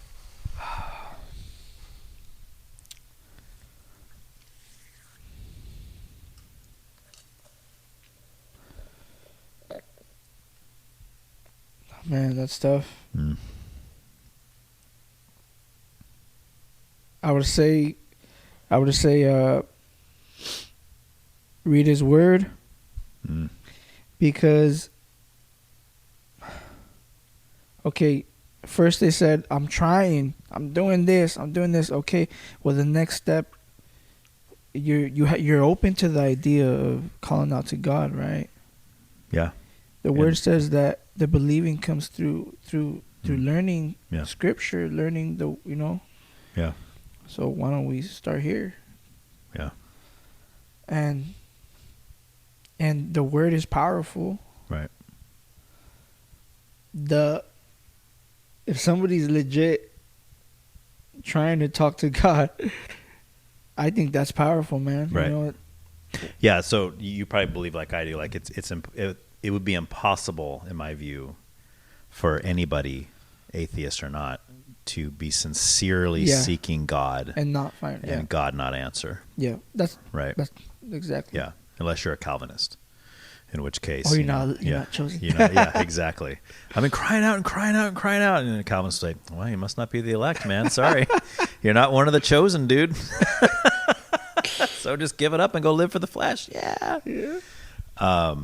Yeah, I'm definitely a big proponent of it's all the Lord's work. I don't even the times where I feel like the Lord has used me in that way, or used me to speak to somebody about Him or His Word, or it's never me. I mean, it can't be me. If it's me, you got nothing. You don't need me. Yeah. You need Him, right? And I'm trying to be open and willing to be used by the Lord, but it's just like you know the cliche, I'm just a vessel, right? But it's true. It's really is true, and I can't convince somebody.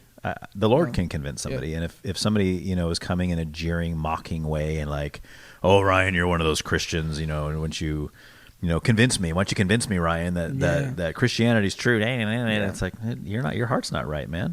Do you really want it? Do you want to know or not? You don't sound like you want to know. You sound like you just want to ridicule me for my beliefs, so dude, can't help with that. I go through that a lot. Yeah. Do you get a lot of that? Before more, when I was working in a setting where there was more people. Okay. I mean, there's a lot of people where I work now, but since it's just the mechanics, we're kind of like in our own bubble in a way sometimes. Yeah. Most of the time. But when I worked in a setting where it was bigger and everybody was just in the mix. Yeah. And we're a little bit younger. Mm-hmm. So, of course, more pushback. Different. Which is sad because that's the generation our kids are going to grow up in, the younger generations. But I find it funny. I don't know if you've experienced this, but I always find it funny when those same people that you work with for years and they always kind of, mock and ridicule you in a sense, not in a mean way. I've never had anybody, well, that's not true. Most of the time it's not always like malicious. It's like just kind of like, oh yeah, hey, you're one of those Bible thumper guys. Okay, Ryan, yeah, whatever. Oh, you're not going to go with us to see that movie because you're one of those Christian guys or whatever. It's like, yeah, whatever, dude. But those same people, as soon as their life is in any kind of crisis, or guess who they're coming to ask to pray for them, right? It's ironic, right? And I could be like, no, I'm not going to pray to my God for you, you loser. Yeah. No, of course not. I'm like, yeah, man, I'll pray for you right now. Let's do it, or whatever. Or, just because it's funny to me that, like, they might even be an atheist. They might not even, but when they're in a crisis, it's like they're pulling out all the stops they can think of, right? Especially if it's involving their children. Oh, yeah. My child was just diagnosed with whatever the case is, and now they're not necessarily saying, "Oh, I believe in God," but it's almost like they're kind of like bartering in a sense, like if they'll tell me, Ryan, if your God can heal my child, I'll believe in him, right? And you see that kind of stuff in the Bible, right? And God does that kind of stuff. Not always. Sometimes, in his sovereignty and his divine will, he lets children die. He lets them die of diseases and things like that. And he knows why. He has a plan for all things. He knows what he's doing. We don't always understand that. But sometimes he will do that. He'll be like, you know what? I'm going to heal that kid. Yeah. And that dad's going to get saved. And his whole family's going to get revolutionized. And I'm going to use that guy to preach my word to all these people. And it's really, really cool to see. But yeah, I do find it interesting how guys like us are the first. Sometimes we're the only Christian representative they know. Yeah. So we're their first thought. Yeah. Oh man, I'm in a crisis. I better talk to Ryan about this. Yeah. What? Why? You already said I was stupid for believing in God. Like, why do you want to talk about God? And well, because you're in a situation where you need something higher than humanity. Right? Yeah. The doctors have already failed you. The doctors are like, hey, your kid's got 6 months to live. There's nothing more we can do. At that point, that's desperation. You're like, all right, whatever deities are out there. I even have people tell me that, or they'll post on Facebook. I'm not much of a prayer, and I don't believe in God at all. But for those of you that do, if you could say a prayer, I'm like, there must be something in your heart that thinks it might be true, or else you wouldn't say that. Right? Yeah. It's like, I don't sit there and go, there might be a chance unicorns exist. So I'm going to go with that a little bit. But yeah, it's interesting the way the Lord works and how he puts people in our lives like that. Yeah, well, because what is it that he wrote eternity in our hearts, right? Mm-hmm. So we could try to deny it as much as we can, but once something hits, we're like, oh my gosh. Yeah. Something. Yeah, there's something out there. Let me just. I don't have any other choice. Let me try. Yeah. But I mean, there'll be people like, oh, now you want God, right? Right.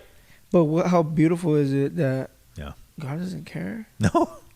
No. Well, like we said before, it's the sick that need a doctor, right? We need to be brought to that place. Yeah. Whenever I meet somebody that says, I don't need God, I'm already doing good. Yeah. I say, well, you're definitely not ready. You might never be ready, but that is not a heart of repentance, right? No, a heart of yeah. repentance says, I discovered there's something in me that's really bad, and I don't know how to get rid of it, right? I got this sin nature. I'm miserable, wretched, whatever, all these words that like Paul uses and stuff. To me, that's a heart that's prepped. That's like, all right, you're ready, man. And again, I can't cause a person to feel that way. Yeah.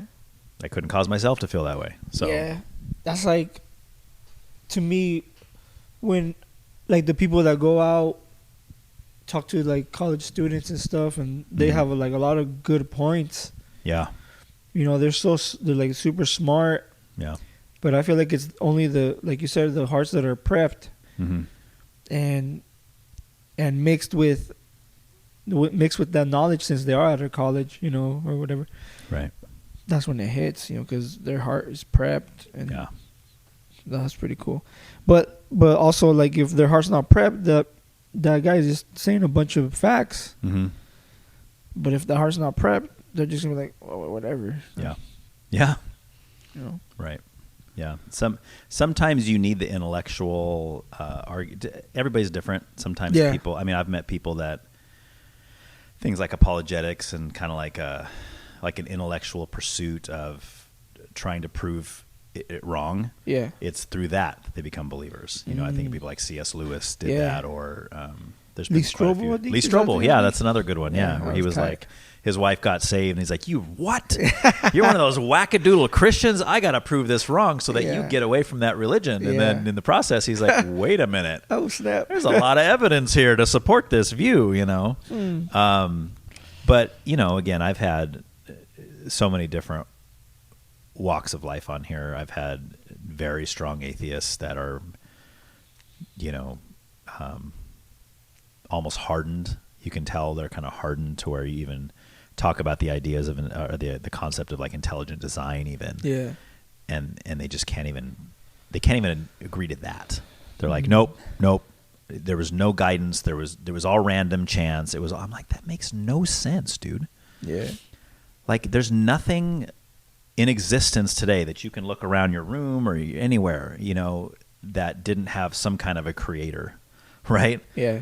I don't know. To me, intelligent design is the bare minimum that you would have to believe in to be, in my view, even rational. Because if you're outside of that, you're like, you know. But then, of course, once we agree on intelligent design, then that's when we start debating who the designer is, right? Oh yeah. And some people are like, oh, it's space aliens, and it's like, well, but at least that's intelligent. That's something. Yeah. So as you've kind of gone through your walk and talk with people, or even in your own studies and stuff, are there like parts of Scripture even maybe that you? Well, let me ask you first. Do you hold Scripture as being 100% true and like everything in there, or you're not like you're not like a cherry picking Christian where you're like, oh, I like that, but that can't be true. No, yeah, I believe, you know, Scripture isn't, you know, that's what it is. Solid. Okay. Yeah. So that being said, then are there parts of Scripture that you struggle with? It's like, ooh, that's a tough one. Well, not so much that make you question if it's true, but that are just like hard to take. Yeah, you know? to me, like when the Lord would command the Israelites to kill everybody, even the children. Yeah, women and children too. Yeah, that's tough for me. Yeah, like it's hard for me to talk about that with other people because, of course, they're not going to understand. Yeah, and that's what they always bring up too. Yeah, that's like the one thing atheist always brings up to me. It's like, oh, well, what about this part of the Bible where God killed all the women and children? That's your loving God, Ryan. What do you think about that guy? Yeah. Really, you're pulling one verse out or one little section, and that's what you want to go with. That's yeah. So, what's your answer to verses like that? Though, like, how do you reconcile that with a loving God? I mean, me personally, in my personal in my heart and my personal studies is that the Lord had a reason for that. Mm-hmm. He knew what was going to happen after that. Yeah. And that's what it is. Yeah. I'm sure that there's people smarter than me that know how to express themselves better than I do. Right. Well, no, that would be my answer. Like when people ask me that question, of course they don't like that answer. Yeah, because it goes, you leave the the rational, I don't know what, intellectual or fact driven side, and you cross over to the faith side where I have faith and I trust that this God is all, he's good and just. Right. So this is the answer that I have. Yeah, because you can say, I don't know why. I don't know his reasons. I don't even understand why, but that doesn't mean he's wrong. Yeah. Because his ways are not my ways, right? Like the Bible says. But then the atheist will say to me, yeah, but whether you agree, like whether you know why or not is irrelevant, because there's no universe to them where the killing of women and children is justified, right? So to me, that goes back to where you and I were saying how each of us, before we got saved, we had created this God in our own minds that we loved and worshipped, and this was the God that kind of was pretty much just us, right? Yeah. Like believed all the same things we like, and we believe, God loves me and he's fine with this. To an atheist, that answer doesn't work for them, because their view, to the atheist, they've also created their own view of who God is supposed to be. Even if they say they don't believe in God, they say, no, I don't believe in God, but if there was a God, he would be these things. And this Christian God that you guys are telling me about, he doesn't match these things that I think God should be. Yeah. Therefore, God doesn't exist. Yeah. Right? It's like, how do you come to that conclusion as a man? You are telling God who he's supposed to be, and if he doesn't measure up to your standards, your response is he doesn't exist. Yeah. That doesn't make any sense to me at all. Yeah. That's weird. Yeah. It's yeah. For real. But that, man. I mean, the fact though, how you said the killing of women and children in these old, Bible stories. I mean, that alone is a severe, like, scene, right? Right. So I mean, understandably, like, what the heck? Like, that's crazy. Yeah. But it's like you said, his ways are not my ways. Right. Like at that time, that's what was happening. Yeah. Yeah. Why? I don't know, man. See, it's the whys that are hard to answer. For someone like me who has really tried to validate the Bible, right? I spent a lot of my early Christian life trying to, because I mean, if this is the book that I'm going to be taking all my proof from, all my truth from, I need to make sure that I can trust it, right? So I went down all the avenues. I mean, not all the avenues, but I went down a lot of avenues and like, okay, what are the atheists saying? Why they don't believe? I'm reading, these books by guys that are trying to disprove the Bible and looking at all their arguments and all this kind of thing. And I walked away from that going, this is true, right? I'm more solid in this now than I was before. So obviously that's where I'm going to go, and I'm going to use that as my proof text. I mean, to me, that's the only really tangible thing we have, because we can't really trust feelings. Yeah. Or experience even, and does that mean God doesn't give us feelings or that God doesn't give us experiences? Of course he does. You can't trust it purely, Right. Yeah. Like you can't base everything on that. Yeah. And this is a conversation that comes up often, and I was just talking about this with a group of guys I meet with. So I'll ask you this question. Like when you're faced with a decision, right? Whether it's to take a different job or maybe to relocate your family or and obviously every Christian on the planet would say, well, I'm going to pray about that. I'm going to seek the Lord and try to have him guide my actions, right? Because you and I would both agree we don't want to do what the Lord doesn't want us to do, right? I don't want to go against his wishes and relocate my family to South Carolina if that's not what he wants, right? Because I'm going to get over there and everything's going to fall apart. It's going to be terrible. I don't want to go through that. I want to go where the Lord wants me to go. I want to do that. But the issue that I have, and that's hard, is that, okay, so we pray about it. And I've had people tell me this. Ryan, I prayed about it, and the Lord doesn't want me to go. I'm like, okay, I understand the prayed about it part. I understand the conclusion you came to. But I want to know what happened in between the prayer and the conclusion that made you come to the conclusion, right? Like, how do you know? Are you praying, Lord, do you want me to move to South Carolina? And you hear a voice, yes, Ryan, I want you to move to North Carolina or South Carolina. It's like, oh, okay, good. All right, let's go. Like, what does that look like? Like for you, like when you go through things like that or you have decisions to make, how do you really determine that kind of stuff? I would say like an opportunity. Okay. So like if something opens up. Yeah, if something opens up that's like, that makes no sense how the opportunity, like somebody just called me, hey, you want to do this or like a job or something, like a new job somewhere. Yeah, what if the job pays half what you're making? Oh. Would you see that as an open door and like, oh, the Lord's opening this door? They would have to be like, okay, what are we going to, what's the pro to going over there? Well, if the Lord told you to go, the Lord might tell you to go somewhere where you make less money, right? Maybe he wants to use your family there in some way or something, right? Well, then I'll have to think, okay, well, what else is happening? Right. Is it just the job there or is something else happening? Yeah. Okay. Yeah. See, that stuff's hard for me because I feel like my flesh gets in the way with that stuff. Because you want to be smart, right? About your... Right. Like from my job over here, that when I got it, the job that I'm working at right now, I remember they told me, hey, apply to this job. One of my family members, he said, hey, you told me about it, go apply to this job. And I'm like, oh, all right, I'll think about it. And I didn't apply. And then he calls me back, hey, did you apply to that job? I'm like, no. He's like, I know, because nobody applied. Oh. What? It was just for you, dude. Yeah, he's like, dude, they're opening up again. All right. And that's the job you're in now? Yeah. That's a trip, huh?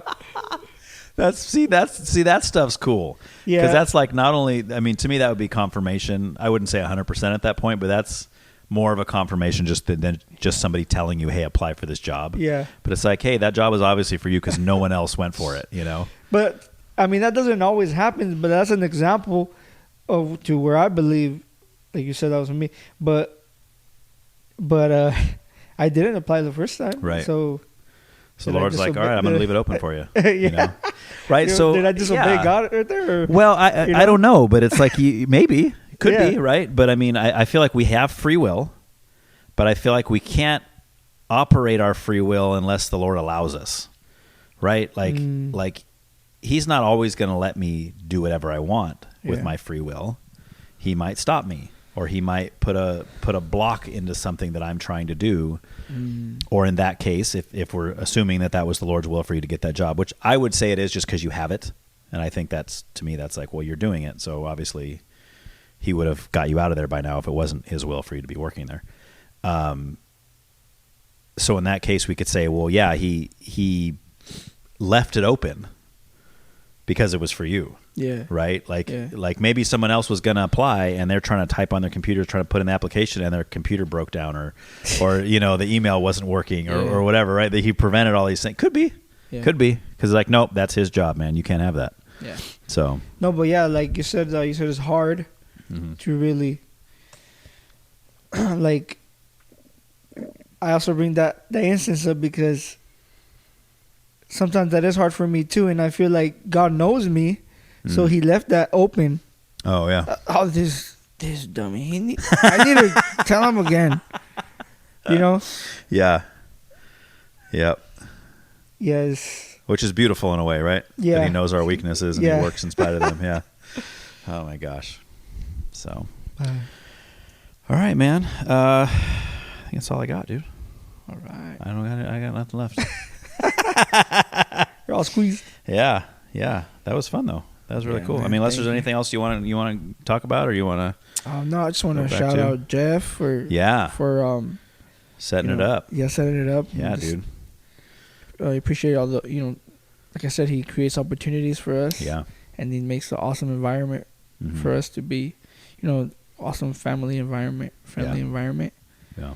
And also just want to just thank you for your opening up your home. Yeah, man. Of course. Yeah. Thanks for coming over. It's a good time, dude. Yeah. Good stuff. All right. Cool. Well, we'll cut it there, man. So thanks again. All right. Thank you so much for listening to this episode. To reach me for any reason, you can email me at whycan'twetalkaboutthat@proton.me. Thanks.